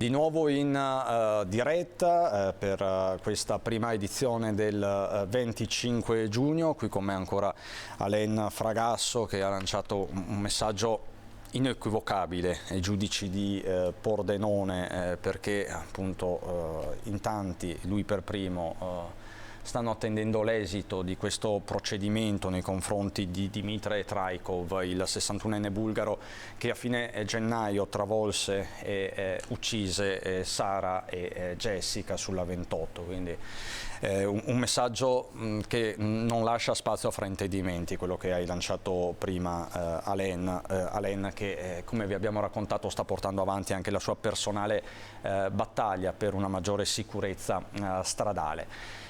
Battaglie, ognuno fa la propria battaglia e ve ne raccontiamo un'altra battaglia di un uomo, di un giovane uomo che non molla. Michele Agostinetto, buongiorno, ben ritrovato su Antenna 3. Buongiorno, ciao Cristian, ciao. Allora, Michele Agostinetto chi è? Ormai lo sapete, insomma, perché sta popolando i social e poi lo vediamo anche sulle televisioni nazionali, perché il suo viaggio sta veramente calamitando l'attenzione pubblica. Ecco, raccontalo tu Michele, cosa stai facendo? Io sto camminando, sono partito da Valdobbiadene e sto camminando per 2000 km. Per raggiungere la Puglia, passando per Roma. Ho avuto la fortuna di incontrare il Papa. E dopo lo vedremo. Parlarci. E lo faccio con la sclerosi multipla, una malattia difficile, un cammino difficile. Adesso c'è il caldo che ci aiuta poco, però è un viaggio pieno di belle cose, di belle persone e di tanti stimoli da parte mia verso gli altri e di energia, un ricambio di energia da parte delle persone che incontro. Lo hai chiamato con una buona dose di ironia un viaggio da sclero. Ma sì, il viaggio da sclero, perché poi 2000 km farebbe sclerare un po' tutti, e poi perché chiaramente è riferito alla sclerosi multipla. Gioco molto sulle parole e cerco anche di dare un messaggio che sia positivo e a volte anche divertente, perché le malattie non fanno solo stare male. Ci sono anche dei lati positivi, il coraggio e la forza di rialzarmi, ad esempio, è uno di quei messaggi che viene percepiti sempre e molto spesso anche con ironia, piuttosto che pensandolo solo a una malattia che fa male. Tra l'altro tu per questo viaggio importante ti eri preparato per mesi, lo avevi annunciato di fatto un anno fa. La tua partenza è stata annunciata, è stata pianificata. Sì, io sono partito il 1° maggio perché il 1° maggio dell'anno prima, quindi del 2021, è stato il primo giorno che ho cominciato a ricamminare, perché prima ho fatto un anno dove utilizzavo le stampelle, facevo molta fatica a stare in piedi. Il 30 aprile non so, mi è scoppiato qualcosa in testa, ho detto basta, non ce la faccio più, ho lanciato le stampelle. Il 1° maggio sono ripartito a camminare con i miei primi 100 metri, 500, poi con il chilometro, fino poi a pensare di voler fare di più e di andare a camminare fino in Puglia. Non ho la memoria a breve termine, ho solo quella a lungo termine. Mi ricordavo di quando ero bambino e andavo con papà e mamma a camminare e ho voluto andare in Puglia. E in Puglia perché è la terra di tua mamma, se non ricordo male, insomma. Esattamente, cerco di unire con quello che faccio la terra natale mia e di papà, Valdobbiadene, bellissima città in mezzo al patrimonio UNESCO, e la Puglia dove invece è nata mamma. Unisco un po' i valori della mia vita, unisco le montagne del Veneto al mare della Puglia, un po' di spiritualità, insomma c'è tutta la mia vita in questo viaggio. Non riesco a trovare il post che avevi scritto perché volevo leggerlo, ma purtroppo sto litigando con il computer, no? Però mi è piaciuto quello in cui dicevi: finalmente mi hanno chiesto semplicemente come sto. Sì, è la domanda più bella. La domanda più bella perché molti mi chiedono: ma cosa hai trovato? Ma chi hai visto? Quante persone ti seguono? E nessuno che si fermi a guardarmi e dire: ma come stai? Quanta fatica hai fatto? Ti serve qualcosa? O meglio, ti serve qualcosa me lo chiedono in realtà, ma la domanda come sto è una domanda così facile eppure così rara da sentire per un malato. Ecco, diciamo forse che prima vedono la tua lotta, no? Prima vedono il guerriero e quindi e poi magari si concentrano sulla persona Alain. Forse anche a te capita la stessa cosa. Ti chiedono come stai. Come sto? Sì, ogni tanto me lo chiedono. Però sinceramente ammiro sto ragazzo qua con la forza e la volontà. Il coraggio, veramente da prendere, cioè tante persone devono prendere spunto da questa persona qua, che se uno ha voglia e la forza può ottenere tutto. E complimenti, veramente bravo, non devo solo ammirarti perché veramente, ecco, dovrei prendere spunto dalle persone così, che se si vuole una cosa si può ottenere con il lavoro, con la forza, la voglia e la volontà. Ma infatti io consiglio personalmente, non lo faccio mai, ma questa volta lo faccio, di seguire la pagina Un Viaggio da Sclero. Io sono poco social, devo dire la verità, pochissimo, però è veramente un viaggio appassionante. Poi sono video tutti curati, ti racconti anche senza tanti filtri, cioè fai vivere a chi ti segue questa tua avventura. Michele, lo fai anche in una maniera professionale, perché insomma è tutto fatto a regola d'arte. Come fai? Io faccio tutto con un cellulare. E impiego praticamente la maggior parte del mio tempo durante le camminate a riprendere tutto quello che sto facendo. Questo per far vedere sia alle persone che mi seguono le mie giornate, ma soprattutto poi per ricordarmi le cose, perché come dicevo prima non me le ricordo. Quindi poi E quando terminerò di scrivere il mio libro, quando ricomincerò a scriverlo, andrò a cercare lì, su questi video, tutti i miei ricordi. Valdobbiadene ti segue? Valdobbiadene mi segue in maniera molto importante. Io sono seguito da Martina, che è un assessore di Valdobbiadene, nonché insomma, è un'amica da tanti anni, da Luciano, dal sindaco, dal vice sindaco, da mia cugina. C'è un sacco di gente a Valdobbiadene che mi segue e mi mandano spessissimi messaggi, alcuni che sono venuti anche a trovarmi ad Arezzo, ad esempio Enrico, e sono tutte belle energie. E poi tra l'altro spieghiamo anche come funziona il tuo viaggio. Di fatto di tappa in tappa tu coinvolgi altre persone sostanzialmente, anzi mi pare che vengano ormai spontaneamente da te e quindi poi mettono a disposizione chi la loro casa, chi la loro struttura, chi appunto ti accompagna per un breve tratto, chi ti dà delle indicazioni. Insomma, si è innescata una vera e propria gara, non so se definirla di solidarietà, più che di solidarietà, forse di umanità. Sì, te lo dicevo anche l'altra volta. L'altra volta, quando ci siamo sentiti, che era all'inizio, ti dicevo io sono tanto stanco, cosa che ribadisco, tuttora sono stanchissimo, ma sono pieno dell'energia di queste persone che non conosco e che non mi aspettavo di conoscere. Ora, l'esempio banale è oggi ho prenotato online per venire a dormire a Cori, dove sono adesso, e quando sono arrivato la signora mi fa: guarda, ho visto cosa fai, lascia che ti offra io la stanza. Questo è uno dei tanti esempi. Adesso, se ti riferisci alle persone che vengono a camminare con me, ce ne sono un pochino meno, perché più fa caldo e prima parto la notte. Quindi chi è che si sveglia alle 3 per venire a camminare? Ecco, per esempio oggi tu sei partito a che ora? Sono partito alle 4:30. Alle 4:30 fino alle? 10:30, grosso modo. È una bella tirata. E dove ti trovi precisamente adesso, sotto Roma?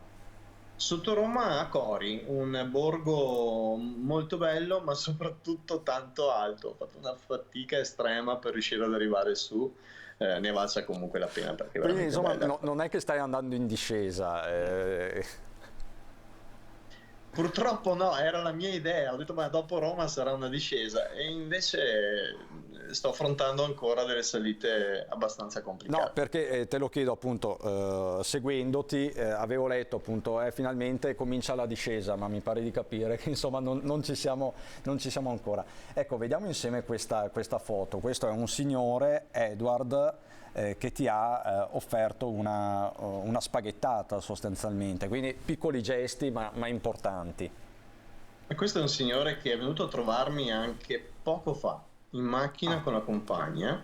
Questo signore si chiama Edward von Freiman, è una persona importante, è un papà che ha perso la figlia a Roma un paio di anni fa, ha investito una macchina, ha donato tutti i soldi che aveva in una fondazione che si chiama Fondazione Gaia von Freiman, e è stato come un papà per me. 4 giorni a Roma e è stato indimenticabile vivere nella fondazione insieme a lui. E poi tra tutti gli incontri tu hai incontrato sindaci, politici, amministratori, rappresentanti di associazione, sei stato accolto ovunque benissimo, c'è un'ampia rassegna stampa, tutti i giornali locali tra l'altro ti stanno dedicando spazio, dicevamo anche i media nazionali, perché è un'impresa straordinaria al di là di ogni retorica, e questo dobbiamo sottolinearlo. Hai incontrato pochi giorni fa, mercoledì, abbiamo la foto, Francesco forse ce l'abbiamo, ti ringrazio, è una foto che ti ritrae con il Papa, con Papa Francesco. Sì, non riesco ancora a capire come parlare di questa cosa, perché è stata un'esperienza talmente forte a livello emotivo e non riesco ancora a spiegare bene cosa io abbia provato in quel momento. Certo è che quelle poche parole che mi ha detto, perché comunque non era lì solo per me, ma mi ha detto: stai facendo una cosa grande, stai facendo una cosa buona, e portare la forza in giro come lo fai tu è una cosa che fanno sempre meno persone, quindi continua a farlo. e per me è stata una benedizione incredibile che non mi aspettavo. Quindi lui sapeva esattamente quello che stavi facendo, era stato sensibilizzato, era stato informato. Sì, l'avevano avvisato, io ripeto, non mi aspettavo questa cosa, era stato informato poi probabilmente da Don Fabrizio anche, che è il Don che avevo quando ero giovane, che ho incontrato a Viterbo, e poi lui si è mosso un pochino per dare le informazioni alle persone e in particolar modo al Vaticano. Quindi probabilmente era stato informato prima, sì, da Quindi qualcuno. Don Fabrizio, che era parroco a Valdobbiadene? Tanti anni fa, per poi trasferirsi invece in Umbria. Quando poi ha saputo anche lui di quello che stavo facendo, si è interessato per venire a Viterbo ad incontrarmi mentre facevo la terapia per la sclerosi multipla.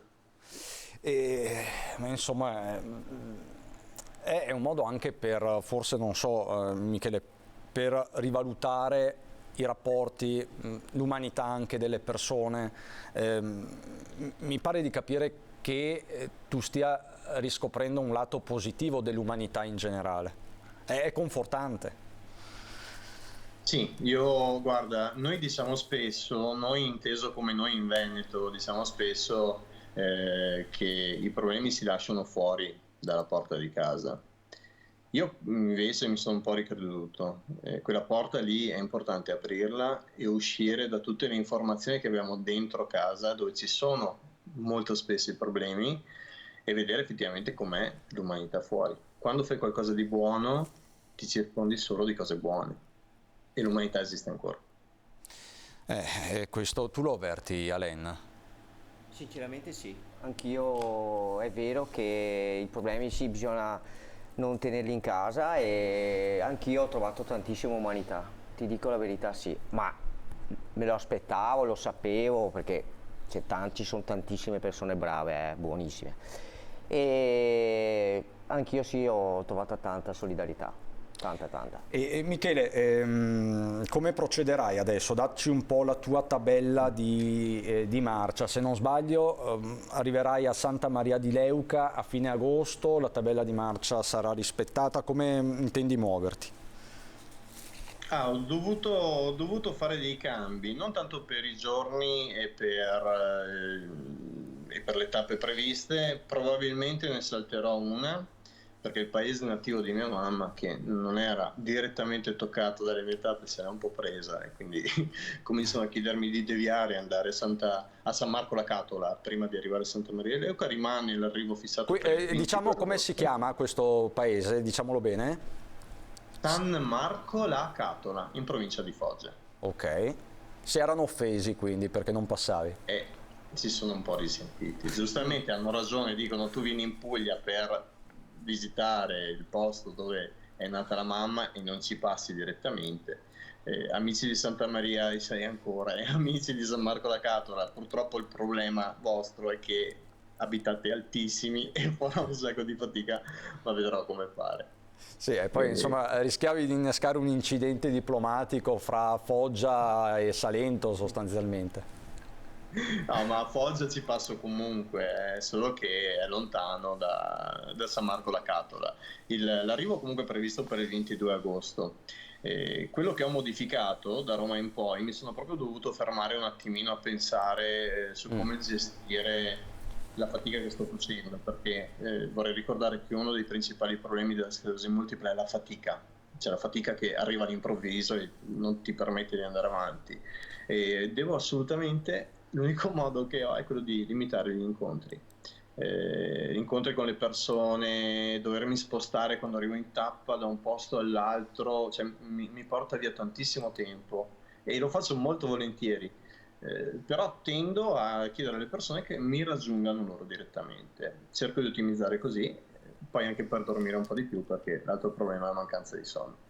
Assolutamente, quindi tutti accorgimenti indispensabili per arrivare e centrare l'obiettivo. Allora Michele, grazie davvero, noi ci aggiorniamo, io ti seguirò, continuo a seguirti sui social, poi alla fine di tutta questa avventura, ma ci colleghiamo ancora, continuerò a romperti e ti voglio qui in studio per fare un po' il bilancio di tutto. Grazie davvero Michele, a presto. Ciao, grazie. Ciao. Allora, Alain,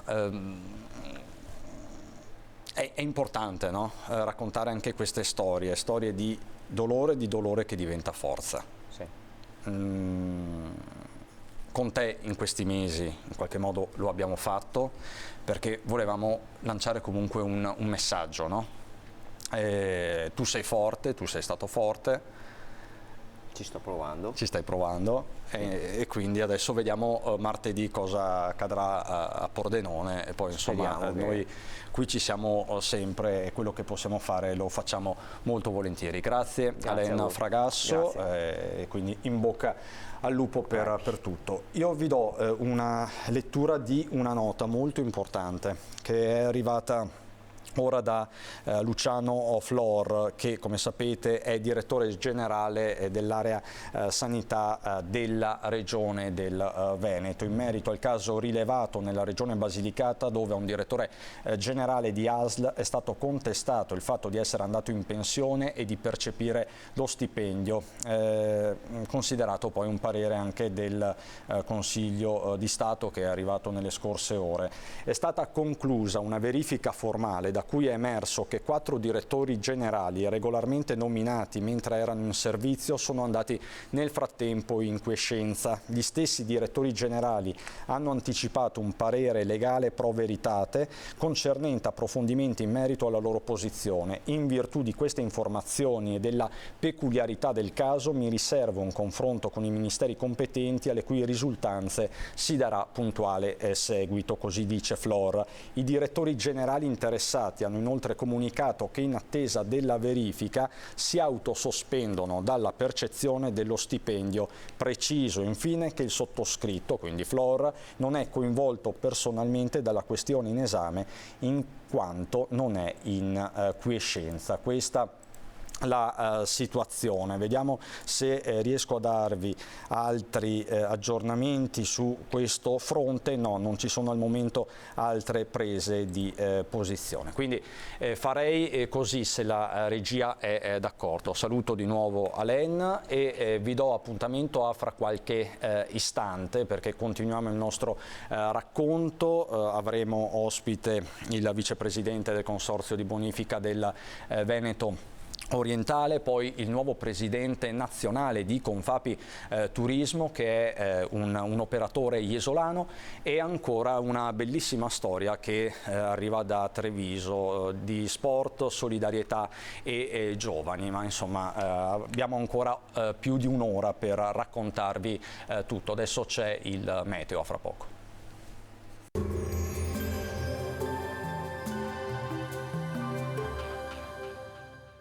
Cooperativa Agricola Volpago. Da noi trovi la carne fresca di prima qualità, genuina e salutare per il tuo benessere. Ci trovi a Volpago del Montello, Pieve del Grappa e Tre Baseleghe. Benvenuti al meteo. L'anticiclone africano rimarrà ben saldo sull'Italia, caldo intenso, protagonista anche in questo weekend. Vediamo il dettaglio di sabato 25 giugno. Sul Veneto sarà soleggiato, il cielo sarà da sereno a poco nuvoloso. Nel pomeriggio poi sarà possibile qualche locale piovasco sulle zone montane, probabilità bassa invece di occasionali fenomeni su quelle pedemontane. Clima afoso e temperature sostanzialmente stazionarie, minime tra 15 e 21 gradi, massime comprese invece tra i 27 e i 32 gradi. Spostiamoci ora sul Friuli Venezia Giulia, anche in questo caso bel tempo, cielo poco nuvoloso, più sereno sulla costa. Locale variabilità invece in montagna dove saranno possibili rovesci temporaleschi a partire dal pomeriggio. Temperature minime sui 18-23 gradi, massime sui 28-30 all'incirca.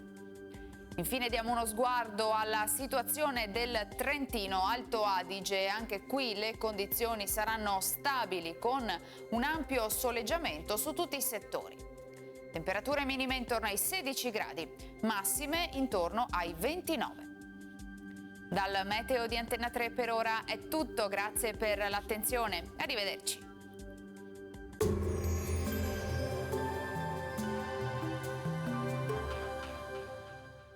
Cooperativa Agricola Volpago. Da noi trovi la carne fresca di prima qualità, genuina e salutare per il tuo benessere. Ci trovi a Volpago del Montello, Pieve del Grappa e Tre Baseleghe. Per fortuna va. Di nuovo in diretta, ben ritrovati.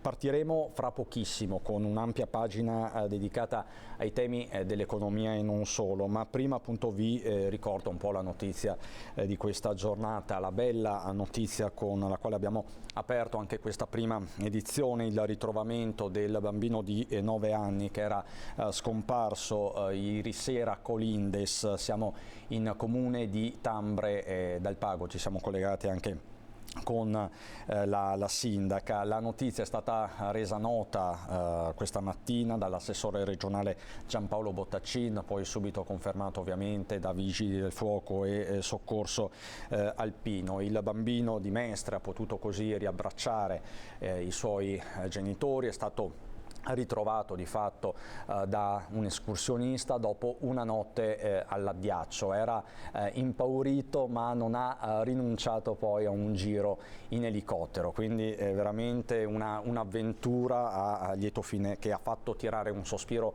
di sollievo non solo ai genitori, non solo alla famiglia, ma all'intera comunità dell'Alpago e agli oltre 100 volontari e professionisti coinvolti, uomini del soccorso alpino e vigili del fuoco. Apriamo la pagina economica, c'è molto da dire al termine di un'altra settimana difficile da molti punti di vista. Do il benvenuto, buongiorno davvero a Roberto Dalcin che da pochi giorni è presidente nazionale della Confapi Turismo. Buongiorno e complimenti, congratulazioni. Grazie. Ed è collegato, anche se non sbaglio, Andrea Colla, che è presidente della Coldiretti di Venezia e vicepresidente del Consorzio di Bonifica del Veneto Orientale. Buongiorno anche a lei, Colla. Buongiorno a tutti. Allora, non so nemmeno da che parte girarmi e da dove iniziare, perché i temi sono veramente tantissimi. Io partirei da Colla e dalla comunicazione che è arrivata dalla provincia autonoma di Bolzano. L'Alto Adige infatti garantirà acqua supplementare al Veneto, dove la crisi idrica ha raggiunto i livelli drammatici che vi stiamo raccontando. Grazie allo scioglimento delle ultime nevi e ad alcuni temporali che si sono verificati con cadenza settimanale regolare, la portata d'acqua dell'Adige a Trento non è scesa al di sotto del livello di guardia. Questo ha consentito alle autorità altoatesine, in collaborazione con quelle trentine, di liberare risorse per il Veneto. Lo ha comunicato il presidente Arno Compachner, presidente della provincia autonoma di Bolzano, e ci sono i ringraziamenti del governatore Zaia. Colla, è una buona notizia questa?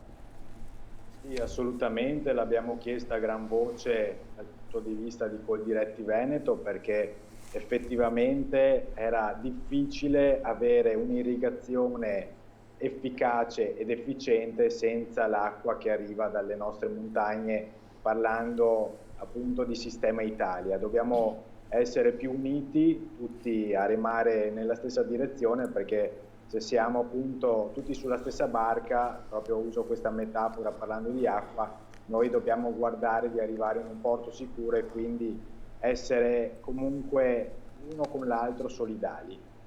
Com'è la situazione in Veneto orientale, Colla? Le chiedo nella sua duplice veste, quindi vicepresidente del Consorzio di Bonifica e presidente della Coldiretti di Venezia. Sì, guardi, è una situazione drammatica, perché noi abbiamo avuto nei primi 6 mesi di quest'anno 300 millilitri di pioggia contro i 600 che normalmente abbiamo, e con normalmente intendo già una stagione degli ultimi anni che comunque è in calo. La piovosità non è nel complesso diminuita guardando il sistema in periodo annuale, ma viene a concentrarsi con grandi bombe d'acqua dove ci sono appunto grosse precipitazioni, quando fondamentalmente non si ha necessità. guardo i mesi di novembre piuttosto che anche con fenomeni di grandinate diffuse nei mesi di luglio-agosto, guardando anche la produzione del vino che rappresenta l'80% sul Veneto orientale, quello che è la produzione totale di Venezia e quindi la terza provincia a livello Veneto che produce vino.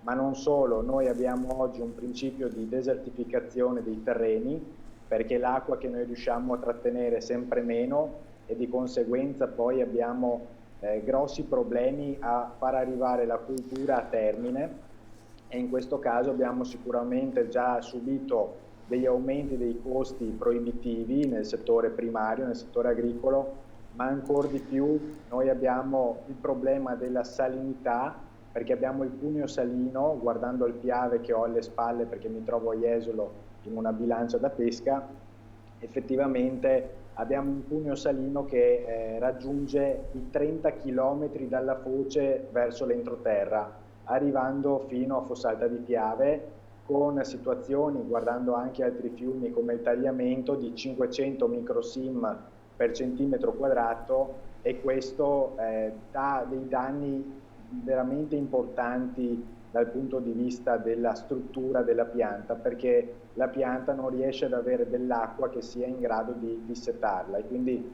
la grande sete del Veneto è proprio questa. Poi mi riallaccio anche a un altro settore, oltre a quello dell'agricoltura, che rappresentiamo come impresa pesca, il settore ittico, dove Chioggia ha superato Mazara del Vallo come marineria più grande d'Italia e abbiamo una moria di coste di vongole dovuto proprio alla mancanza di ricircolo d'acqua anche nelle valli, visto i livelli che sono molto bassi. Ecco, l'altro tema è appunto quello della moria di molluschi, anche questo è un aspetto gravissimo. Assolutamente, è già un settore in ginocchio perché abbiamo avuto un ricaro sui carburanti del 90% e che rappresentano già gran parte della spesa sull'uscita dei pescherecci. In più abbiamo una concorrenza spietata da parte anche di altre nazioni come la Spagna su cozze, vongole e quant'altro e di conseguenza purtroppo c'è sempre di più un import di prodotto surgelato e congelato che va a togliere il mercato al nostro prodotto fresco dei nostri allevatori e molluschicoltori. Ecco, questa è la fotografia precisissima che fa il presidente della Coldiretti Colla, che è anche vicepresidente del Consorzio di Bonifica del Veneto Orientale. La situazione in agricoltura è drammatica, ve lo stiamo raccontando da tempo. Inizialmente, mi corregga se sbaglio Colla, l'allarme si era concentrato soprattutto sulle stalle, sulla zootecnia, diciamo che sono stati gli allevatori i primi a sentire i riflessi della crisi e poi da lì tutta la filiera sostanzialmente agricola, tutto il settore primario. Roberto Dalcin, noi dicevamo, lei tra l'altro è iesolano anche lei. Sono tutti temi che ben conosce da rappresentante di categoria. Per il turismo sembra andare un po' meglio, nel senso per il turismo siamo di fronte a un'estate che sarà di ripartenza. Certo, ci sono tutte le questioni aperte che ben diceva Colla, caro bolletta, i costi che sono impazziti, quindi come la mettiamo? Il bicchiere è più, lo vede più mezzo vuoto o più mezzo pieno?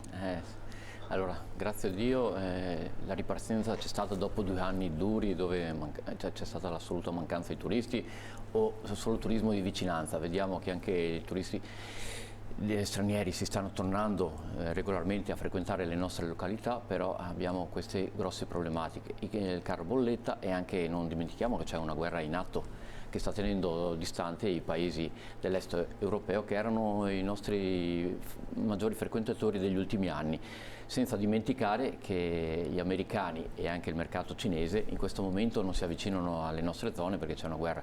Dunque il bicchiere sì, vediamo questa ripartenza, ma diciamo finalmente ripartiamo, non ci sono più le restrizioni, possiamo rifrequentare le nostre località, sederci allo sdraio, aprire l'ombrellone, ma le problematiche ci sono. Il caro bolletta sta incidendo in maniera vertiginosa sui nostri costi. Fortunatamente c'è caldo che frequentano le nostre zone, però questo fa lievitare in maniera esponenziale i costi, perché per raffreddare i locali, per correre i frigoriferi, le vediamo già quest'inverno, quando c'è stato questo caro bolletta, raddoppiare in maniera vertiginosa i nostri costi.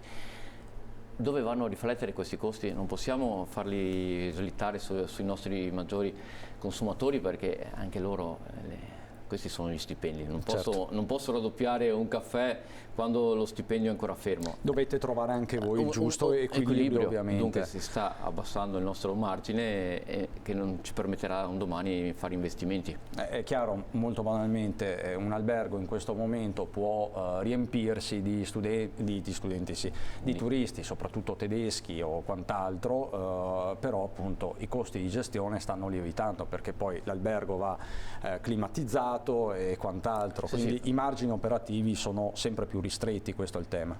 Abbiamo bisogno di avere margini per poter investire, per poter accogliere nuove tipologie di clientela, ma se i margini si sta riducendo, il governo per ora non ci ha ancora dato una mano effettiva, perché è 2 anni che ci promettono aiuti, però effettivamente non ci sono arrivati sostanziali aiuti. Diciamo poi appunto gli aiuti, quelli della pandemia, quelli del lockdown, che insomma più volte avete contestato, sono briciole, sono arrivate, non vi hanno aiutato concretamente. Senta Dalcin, lei adesso è presidente nazionale della Confapi Turismo, un ruolo importante, quindi lei ha, diciamo così, la percezione di quello che sta avvenendo in Italia. C'è una specificità veneta? Il Veneto rispetto alle altre regioni sta meglio, sta peggio, o condivide un po' le sorti degli altri territori? Allora, in questi ultimi 2 anni ho avuto modo di parlare anche con altri colleghi. Le problematiche sono abbastanza comuni, a parte i costi che sono a livello nazionale. Una grossa problematica è la mancanza di personale, che si è accentuata in maniera esponenziale in questi 2 anni per varie motivazioni. Hanno parlato del reddito di cittadinanza, ma non c'è solo quello. Purtroppo una delle motivazioni, che continuo a ribadire, è il gap generazionale. Una volta andare a fare la stagione erano dai giovani dai 15 ai 30 anni, che era un momento di prendere quel piccolo stipendio che poteva aiutare gli studenti, poteva aiutare nel momento estivo. I giovani in questo momento mancano. Gli ultra trentenni non possono vivere solo di stagione, di 2 mesi di stipendio, quando magari hanno famiglia a carico. Quindi manca un'intera generazione, lei dice? A mio parere sì, manca proprio. Quindi il problema, diciamo così, non è un problema collegato al momento storico che stiamo vivendo, ma è un problema strutturale, sociale, culturale. Culturale e sociale, a mio parere. Forse si è fatto poco proprio per l'inserimento di questi giovani, insegnare che il turismo è una delle prime aziende in Italia, un'azienda oltretutto che non delocalizza. Un problema di localizzazione ce l'abbiamo, abbiamo il turismo, abbiamo la cultura, che può essere una grossa fonte di reddito. Dobbiamo far capire, ce l'abbiamo in casa, non bisogna cercare altre cose. Non scappa, a differenza di altre aziende ce l'abbiamo, anzi è ricercato dai nostri avventori, vengono in Italia proprio per scoprire le nostre peculiarità, le nostre eccellenze. Cerchiamo anche di far capire. Così come non scappano le eccellenze agroalimentari, così come non scappano i campi, i terreni agricoli.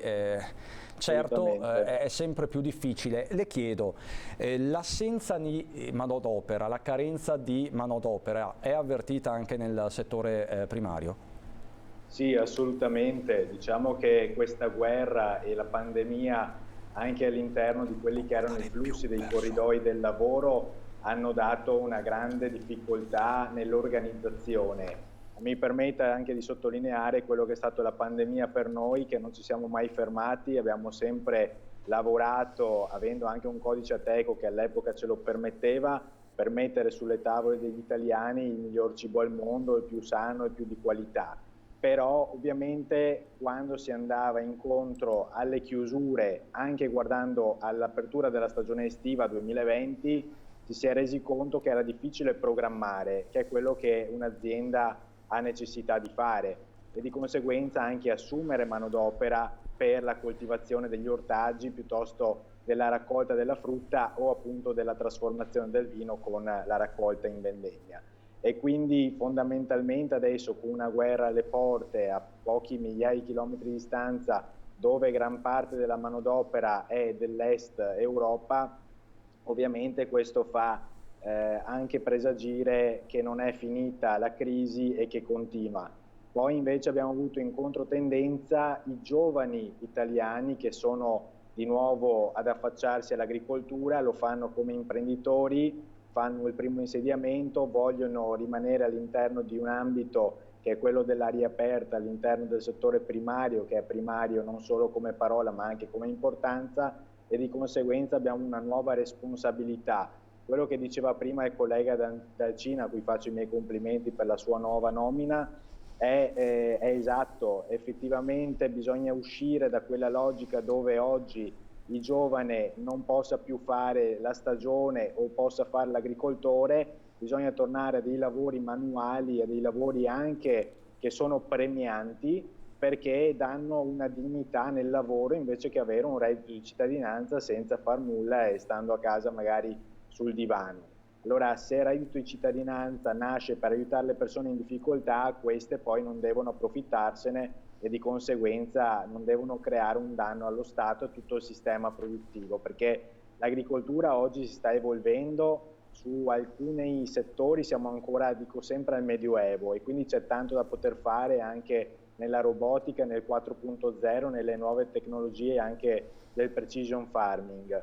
Però dobbiamo anche avere manodopera specializzata e che possa ritornare ogni anno, se questa proviene dall'estero, in maniera tale da non dover insegnare ogni volta da capo quello che è la nostra tecnologia, il nostro know-how. Quindi non bastano, diciamo così, i corridoi verdi, una tantum e quant'altro, bisogna puntare anche sulla professionalità del lavoro in agricoltura, questo è Colla. Assolutamente, per la qualità serve questo, oltre a tanta passione. Dall'Cina, Colla ha usato parole pesanti nei confronti del reddito di cittadinanza. Condivide questo reddito di cittadinanza? Ha in qualche modo drogato ulteriormente il mercato del lavoro? Assolutamente sì, lo ha proprio ulteriormente drogato, come afferma lei, perché giustamente serviva per aiutare alcuni ceti sociali e qualcuno si è approfittato di questo. Non gli do torto, non giustifico, ma sedersi in poltrona, avere i 900 euro senza uscire di casa può aiutare. Forse è sbagliato a monte come è stato distribuito, deve aiutare chi ha bisogno, non bisogna tralasciare le categorie che hanno difficoltà, però non deve diventare un'unica fonte di sostentamento. Te lo do. Momento però che c'è bisogno di lavoro, come sta succedendo nelle nostre località, come ha affermato il collega Colla, nell'agricoltura tu vai a lavorare, vai a prendere quelle posizioni che servono, deve essere limitato a un periodo ben stabilito. Faccio l'avvocato del diavolo, nel senso, voi siete entrambi imprenditori, porto quello che è, diciamo, il rilievo dei sindacati e non solo. Se le persone preferiscono il reddito di cittadinanza è perché gli stipendi sono bassi, i salari sono troppo bassi, quindi si rigira un po' la frittata e si dice però c'è questo tema. Ecco, questo concordo con lei. Purtroppo gli stipendi sono bassi. Un'altra problematica che abbiamo avuto nelle nostre località è che i nostri operatori non offrono più affitto e alloggio. Questo è un altro tema. È un altro tema, purtroppo io da ragazzino mi ricordo che tutti questi giovani lavoratori arrivavano e avevano il loro affitto e alloggio. Adesso sono stati ridotti per ridurre sempre i soldi di spesa. È un ragazzo che arriva, che può prendere sui 1500 euro, ne ha 500 di vitto alloggio, dunque a un certo punto dice chi me lo fa fare sgobbare, lavorare, perché far stagione è dura come lavorare in agricoltura. Ma si potrebbe trovare una soluzione nelle località di mare per far fronte, nelle località di mare di montagna turistiche, per far fronte proprio al tema della residenzialità dei lavoratori? Perché in tanti ci segnalano questo problema, anche telespettatori che ci scrivono, che ci chiamano, soprattutto dal veneziano. Sì, assolutamente, si sta provando a creare degli ostelli tipo Stelle della Gioventù, dove poter inserire questi giovani, perché torniamo al discorso anche dei 15-30 anni, dove poter risiedere e potersi fare la stagione con prezzi calmierati, almeno da poter portare a casa uno stipendio adeguato. Si sta parlando, bisogna cominciare tra operatori e enti locali a mettere in moto una macchina per poter creare queste strutture, finalmente non solo a parole. Voi la proposta quindi l'avete già portata avanti? Ne stiamo discutendo già a livello locale. Con i comuni quindi turistici? Turistici naturalmente, fondamentalmente. Sì. Strutture ce ne sono, mettiamo in opera questa possibilità. Anche perché appunto l'imprenditore ha sempre meno margini, caro bolletta e quant'altro, e quindi magari qui serve una partnership pubblico-privata, sì, perché sono sempre su questi temi, dobbiamo sempre far squadra, al di là delle bandiere, qualsiasi colore dobbiamo lavorare assieme, perché è un tema che deve interessare sia gli enti locali che gli operatori. E Colla, questo tema della residenzialità dei lavoratori, per esempio stagionali, lo avvertite anche voi nel settore primario? Sì, solitamente diciamo che alcune aziende sono anche dotate di alcune foresterie, proprio perché l'ospitalità nell'azienda nasce quando grandi aziende avevano grandi proprietà e poi hanno anche le case dalla mezzadria. Allora alcune di queste sono state messe a posto in maniera tale da poter ospitare al meglio i propri lavoratori. Alcuni lavoratori invece pagano l'affitto, quindi mi associo a quanto dice il collega dal CIN, che effettivamente parte dello stipendio viene riversato sull'affitto per poter lavorare, essendo anche nella maggior parte dei casi in agricoltura operatori stranieri, loro dicono beh, a casa io non pago il mio affitto e sto in Romania piuttosto che in Bulgaria eccetera, però è anche da dire che il nostro stipendio rispetto a quello del paese di provenienza è molto più alto, che è sempre basso rispetto al caro vita che stiamo subendo in Italia.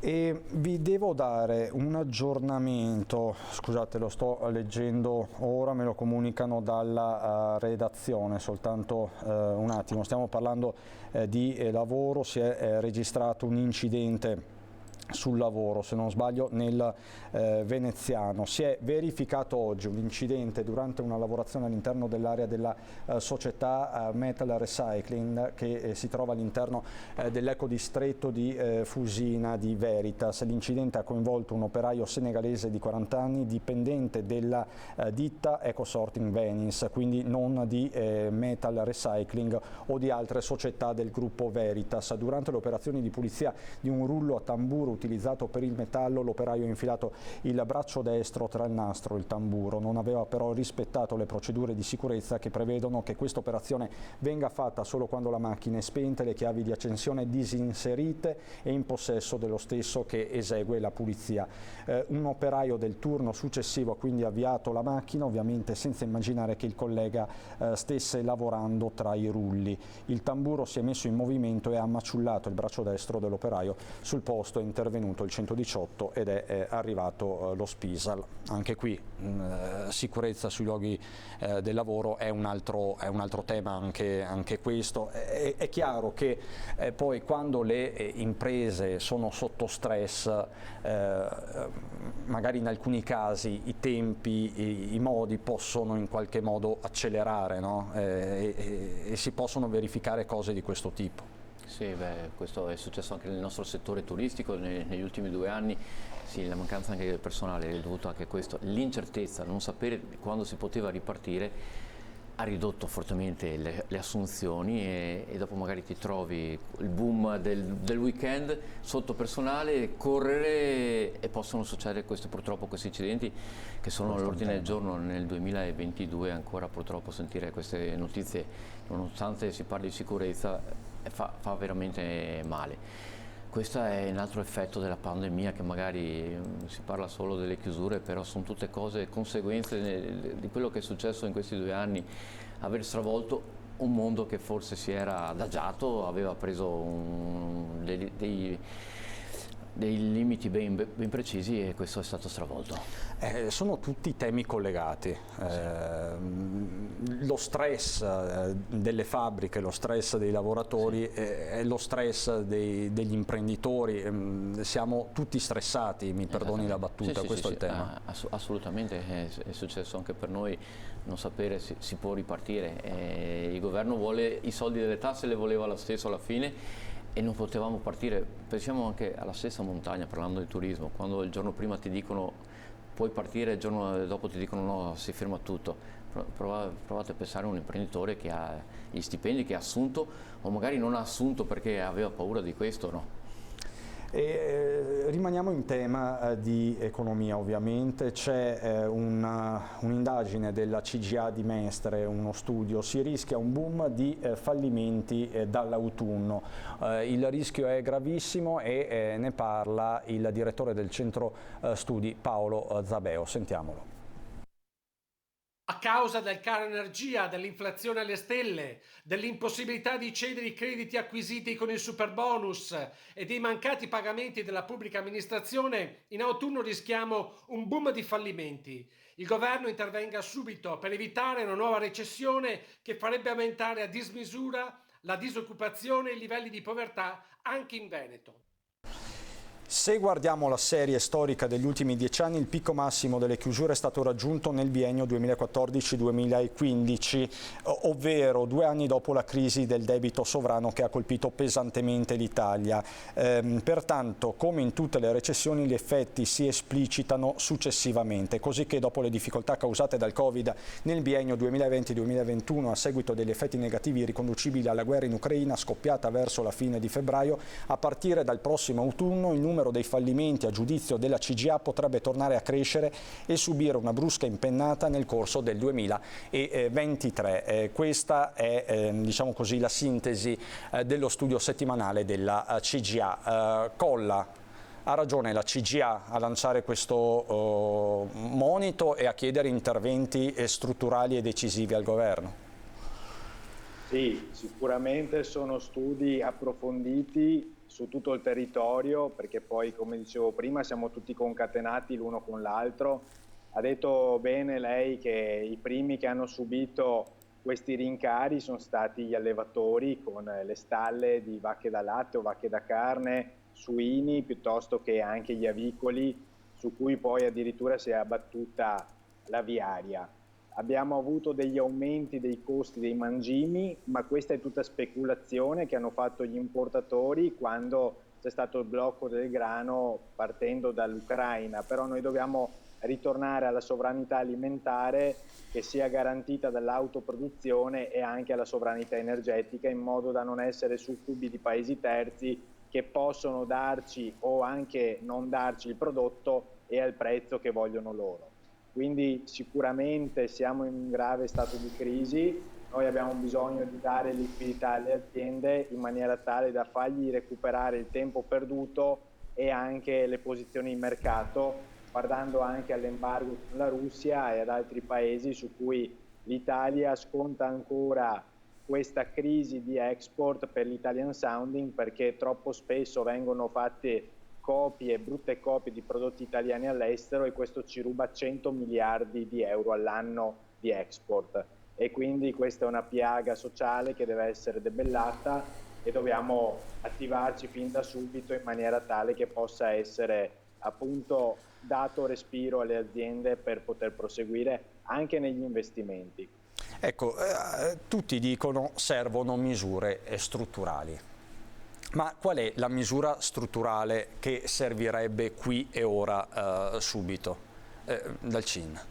So che è una domanda da 1 milione di euro, però tutti dicono non siamo più di fronte a delle emergenze, sono problemi strutturali che vanno affrontati in maniera strutturale. E quindi cosa servirebbe? Subito aiuti per adeguarci al nuovo mercato che è cambiato completamente e soprattutto accedere ai fondi PNR per le nostre infrastrutture, che hanno bisogno di essere ammodernate per poter accogliere nuove flotte di turisti, che non è possibile per entrare nelle nostre località fare ore e ore di coda. Adesso uscivo da Jesolo per venire qui e vedevo che erano in coda per entrare. Dobbiamo essere accoglienti, ci sono le formule, cerchiamo di sfruttarle. Parliamo dell'autostrada del mare, per esempio, da 20 anni che se ne parla, cominciamo a mettere in atto. Lei rilancia quindi il tema delle infrastrutture. Immagino anche in vista delle Olimpiadi 2026. Assolutamente, parlando di turismo e cultura, abbiamo le Olimpiadi, dopodomani non proprio domani, ma dopodomani sarà una grossa vetrina. Milano Cortina per noi sarà vetrina mondiale.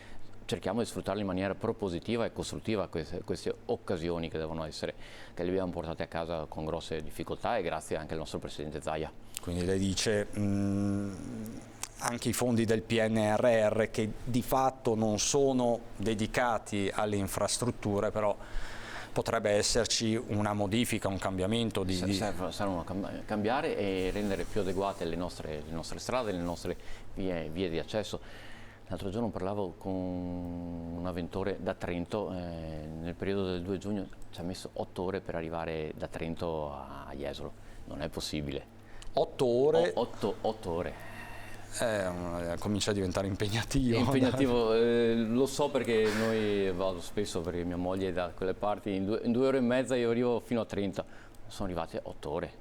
Penso che sia in 8 ore dove andiamo dall'altra parte del mondo. Oggi quindi per lei la priorità, diciamo, è aiuti subito per aiutare le imprese ad adeguarsi al nuovo mercato, al nuovo mondo, perché parliamo di un nuovo mondo, e poi il nodo infrastrutturale, assolutamente fondamentale. Il nodo viario, soprattutto a nord-est, lei diceva, rilancia l'autostrada del mare e quant'altro.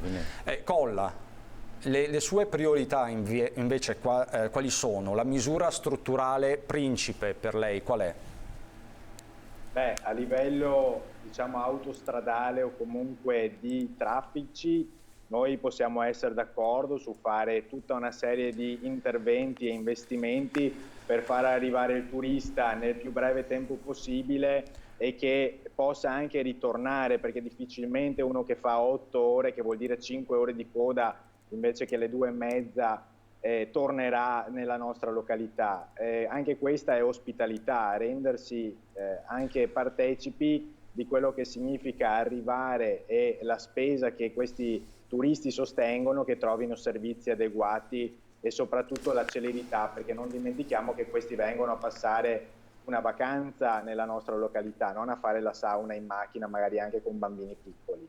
Per me, dal punto di vista strutturale, serve anche una rete di trasporti che permetta al prodotto fresco di viaggiare in maniera anche facile e fruibile, in maniera tale che possa essere posizionato sugli scaffali di tutto il mondo quando poi fondamentalmente ha poco tempo per essere venduto. Quindi se un prodotto che va verso la marcescenza in una settimana, un prodotto fresco, ma può essere anche un prodotto ittico, sempre del fresco e che deve essere congelato e surgelato con frigorie che oggi costano a livello economico produttivo per mantenere sempre un sistema anche di qualità organolettica elevato. Se passa la metà o più del suo tempo nel trasporto, ovviamente noi andiamo a perdere quella che è la tempistica per posizionarlo nello scaffale e poi sulla tavola del cliente. Invece con treni veloci, si parla di Hyperloop a 1200 km/h, con anche una rete autostradale importante e senza troppi lavori, e guardo anche i morti che ci sono purtroppo sulla strada di Latisana, sulla 4, e quindi fondamentalmente dobbiamo essere in grado di terminare i cantieri aperti nel più breve tempo possibile, ma ancora di più guardando le autostrade del mare. Poi a livello strutturale, visto che oggi parliamo di siccità, noi abbiamo in programma di approvare il decreto 1000 laghi con dei bacini di accumulo a impatto ambientale molto basso, in maniera tale che quelle bombe d'acqua che cadono nei periodi in cui non servono queste piovosità possano essere riversate poi quando servono, e quindi accumulate e poi rilasciate nell'ambiente, nel territorio, in maniera tale da dare respiro a tutta l'economia. E di conseguenza queste sono le strutture che noi vogliamo avere, oltre ad avere una responsabilità nel PNRR, dove di sempre un'altra R da aggiungere è la reciprocità, ossia di avere regole uguali per chi produce qui e vende qui, o di chi importa e vende appunto da noi non è possibile che ci sia questa disparità di trattamento e quindi questa concorrenza sleale. E così un'altra R è quella di ricerca, perché noi dobbiamo continuare a innovare in agricoltura guardando anche le nuove biotecnologie, in maniera tale da fare meno trattamenti fitosanitari, ma dare la possibilità alla pianta di andare in autotutela e autoproteggersi da nuove malattie e anche nuovi insetti che sono i più alloctoni e quindi che non hanno un antagonista che abbiamo nel territorio. Insomma, mi pare di capire che abbiamo dato nomi e cognomi ben precisi a queste misure strutturali necessarie per l'economia, per il settore primario e per il turismo, che comunque il turismo è la prima industria del Veneto, il settore primario ben sappiamo quante eccellenze porta alla nostra regione. Grazie davvero, grazie ad Andrea Colla, presidente della Coldiretti di Venezia, vicepresidente del consorzio di bonifica del Veneto orientale. Grazie Colla, buon lavoro e buon lavoro anche a lei e congratulazioni ancora per questa nuova sfida. Il nuovo presidente della Confapi Turismo Nazionale, Roberto Dalcina. Grazie. E noi siamo pronti a raccontarvi un'altra storia di sport di giovani subito dopo la pubblicità. A fra poco.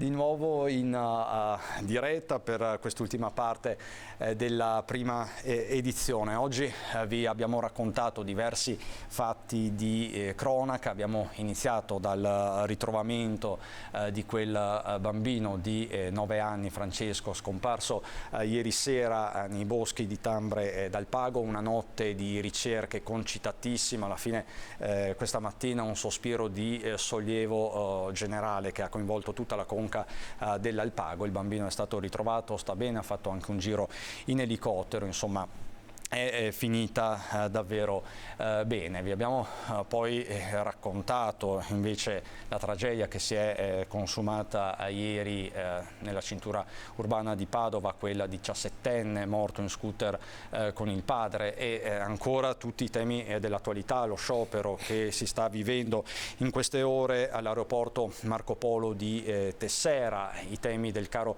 benzina, la siccità che morde con la decisione comunque importante della provincia autonoma di Bolzano di liberare risorsa idrica verso il Veneto, verso il nord-est. Abbiamo parlato poc'anzi con il vicepresidente del consorzio di bonifica del Veneto orientale. Questi i temi di questo primo fine settimana di giugno e quindi primo fine settimana d'estate ovviamente, e poi ci sono altri temi, ci sono altri racconti come questo positivo, significativo, che arriva da Treviso e che riguarda un'eccellenza sportiva del territorio che mette insieme sport e giovani, il Canoa Club Sile. Abbiamo qui con noi Paolo Scarpa, che è presidente di questo club, e Amita Bechiri, la pronuncia è corretta, sì, perfetto, che è istruttrice di questo Canoa Club, che insomma ha tanti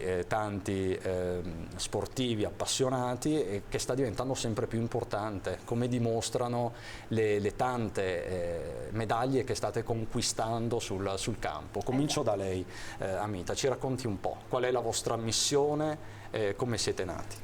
Allora, la nostra missione per quanto riguarda la canoa e i risultati della canoa, io lascerei parlare Paolo Scarpa, perché oltre di essere presidente della Canoa Club Sile è anche istruttore federale che allena i ragazzi con la canoa, quindi direi di iniziare con il signor Scarpa per poter raccontare come è iniziata e come è il percorso del Prego Scarpa, io volevo iniziare da lei, dagli ultimi successi, ma cominciamo da Scarpa. Prego Presidente. Noi siamo una realtà che si è sviluppata nell'ultimo, non abbiamo tanti anni diciamo per quanto riguarda, anche se la mia esperienza è quarantennale, e abbiamo una realtà che sono una decina, 12 anni diciamo, che noi siamo come associazione e stiamo divulgando questa associazione in maniera diciamo a 360 gradi, colpendo soprattutto tutti i settori dei giovanili e non giovanili, abili e non abili, tutti quanti diciamo per un fine solo, è quello di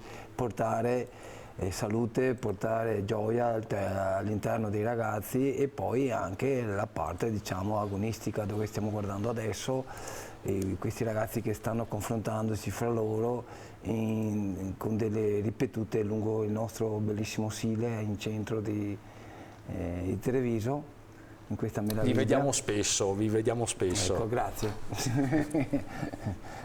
Allora, questa è la nostra realtà. L'ultimo successo abbiamo fatto all'ultima gara interregionale, abbiamo vinto con il nostro atleta di punta, Daniel Comparin, abbiamo vinto la distanza dei 200 e 500 metri, proprio in solitudine, diciamo, portando a casa questo risultato molto importante, soprattutto per l'atleta. Adesso ci stiamo preparando per la prossima nostra gara, che sarà a Oronzo, una gara internazionale, di carattere internazionale, molto importante. Sarà un po', diciamo, il consulto, la prova, diciamo, del 9 per quanto riguarda il confronto con altre associazioni, e ci saranno presenti anche classiche, diciamo, nazioni, confronto tra di noi, la Svizzera, l'Austria, la Slovenia, la Croazia. Quindi insomma siete una realtà proiettata? Noi siamo, sì, cerchiamo di fare il massimo, sa che il massimo è sempre una cosa molto difficile da portare a termine, da portare avanti con i ragazzi, e cercare di coinvolgere soprattutto questi 2 anni di pandemia che ci hanno un po', diciamo, ci hanno penalizzati soprattutto a livello giovanile, e di portarli, questi ragazzi, diciamo, a un rapporto con la natura, l'ambiente, e la canoa a questo. Farli riconciliare. Sì, soprattutto sì, riprendere un attimo la loro sicurezza, perché lavorare sull'acqua vuol dire anche aumentare la sicurezza. C'è un fattore a livello psicosomatico, cioè c'è un fattore molto importante, l'elemento acqua, soprattutto per un soggetto, e soprattutto avere contatto con natura, flora, fauna e tutto quello che c'è in contesto, anche geograficamente parlando. Noi viviamo su una realtà molto molto avvantaggiata, che è il nostro fiume Sile, il fiume sorgivo più lungo d'Europa. Quindi una realtà che ben si presta a questo genere di attività. Bellissima, sì, bellissima. Io vedo che i ragazzi rispondono molto bene. Adesso Anita vi elencherà un po' tutto il lavoro che facciamo anche sociale, soprattutto con i centri estivi, e poi abbiamo la parte che è molto importante, che siamo, non voglio dire per vantare, ma siamo il numero 1 a livello europeo, che stiamo riconfermando sempre, la gara qui Dragon Boat. Dragon Boat, questa, do la parola ad Anita che adesso vi dirà. Prego Anita, ci spieghi cos'è questa gara con i Dragon Boat. Il Dragon Boat è un'imbarcazione nato praticamente tradizionale della Cina, dove poi è stata riportata anche in Europa, un po' in tutto il mondo. È iniziato che era una specialità, diciamo, un po' riservata, mentre adesso ha preso veramente il piede abbastanza velocemente. Si stanno aumentando molto di più le associazioni che integrano dentro anche un'imbarcazione di Dragon Boat, soprattutto le società sportive di canoa.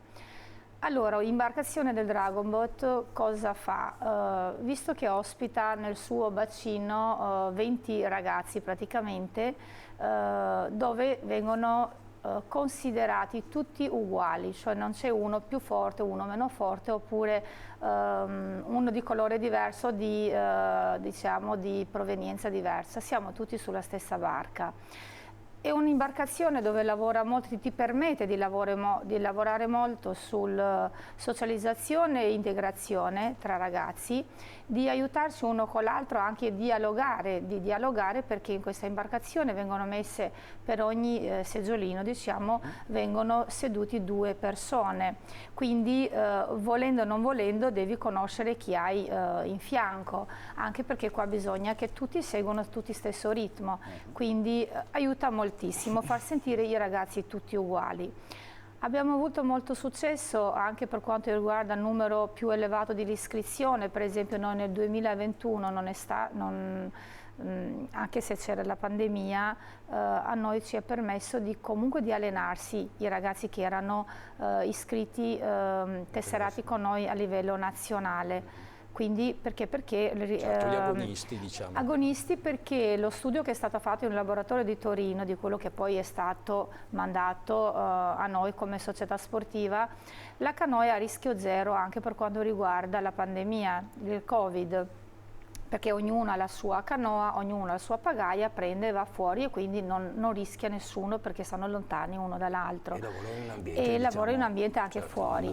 E quindi noi l'anno scorso, appunto per il discorso del Dragon Boat, siamo stati i primi in classifica come nella federazione canoa FIC, perché abbiamo avuto un numero più di circa 600 iscritti nel nostro club.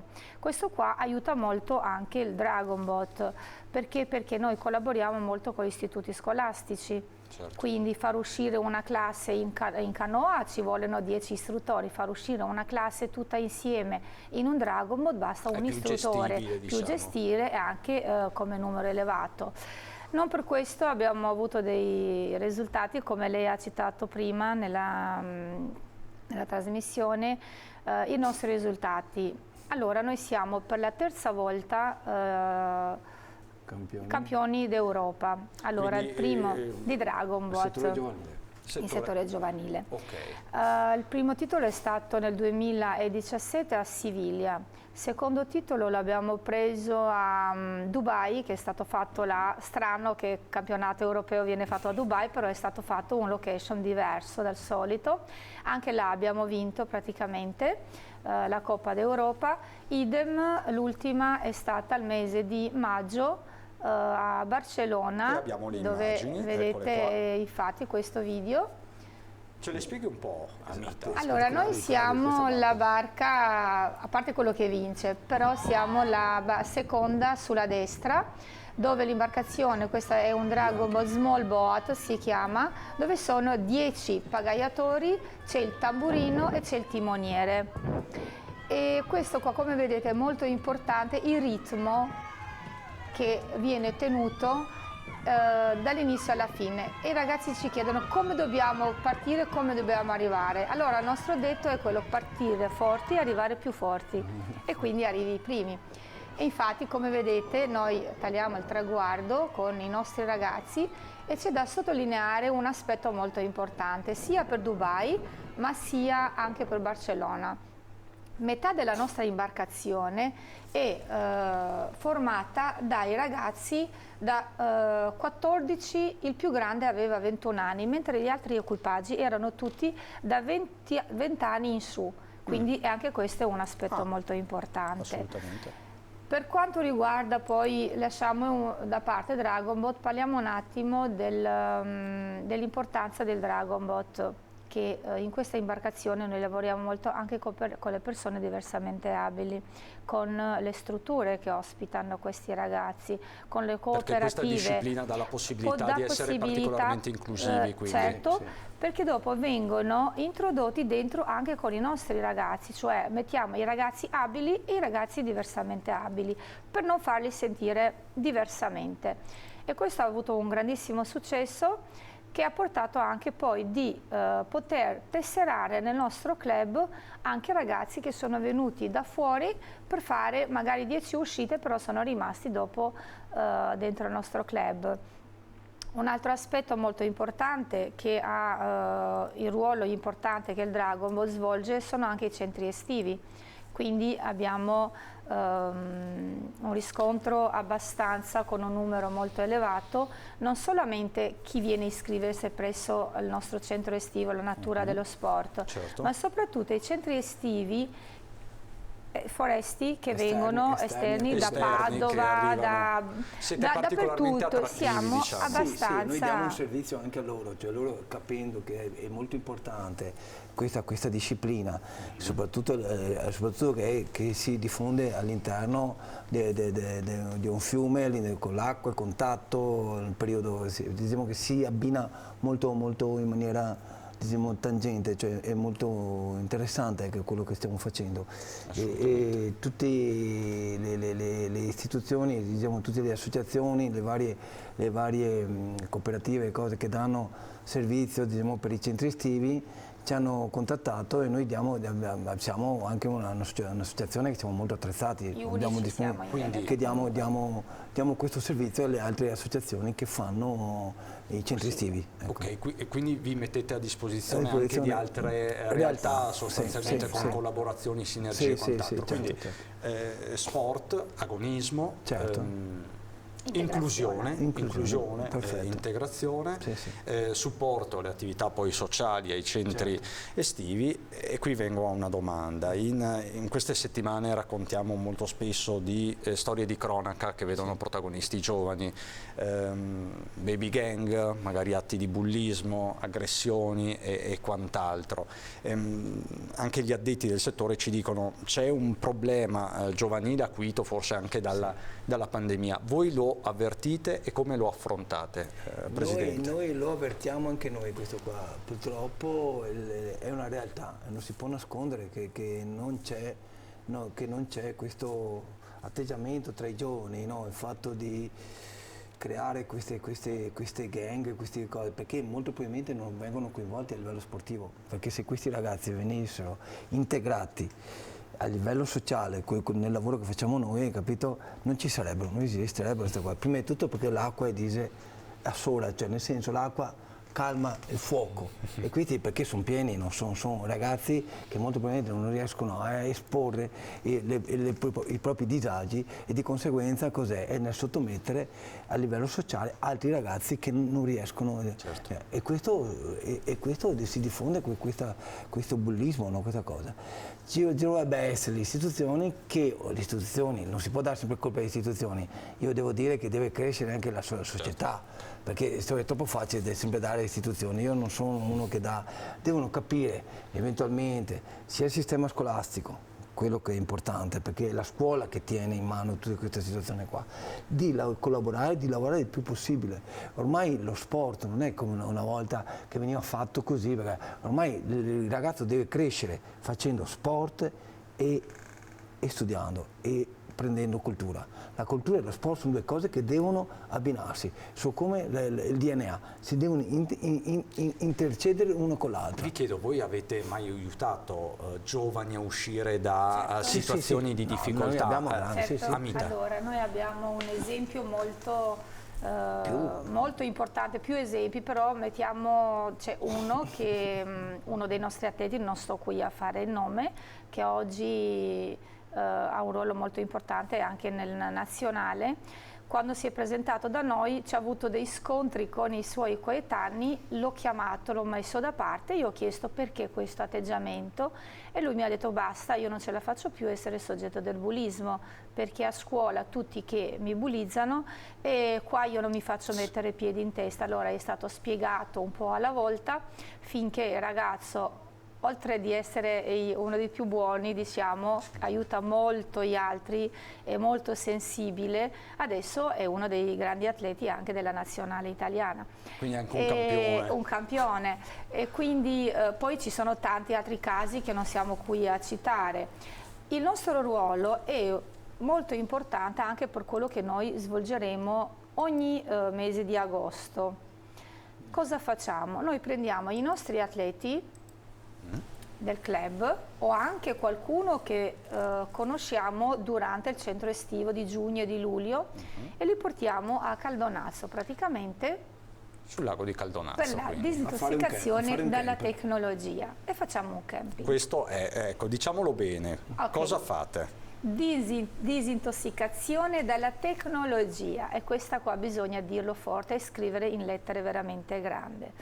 Allora, si sa che la pandemia ha aiutato molto di più il fatto che i ragazzi devono stare molto di più sul computer, sul telefono. Però è stata, diciamo, integrata anche nel modo sbagliato. Tutti usiamo il telefono, tutti usiamo il computer, però bisogna che viene usato per quello che serve. Non può essere usato un telefono, dare in mano a un ragazzino un cellulare e pensare che il telefono sostituisce il babysitter oppure il genitore oppure la scuola, quindi è un messaggio molto sbagliato. È bello raccontare anche questo fatto qua.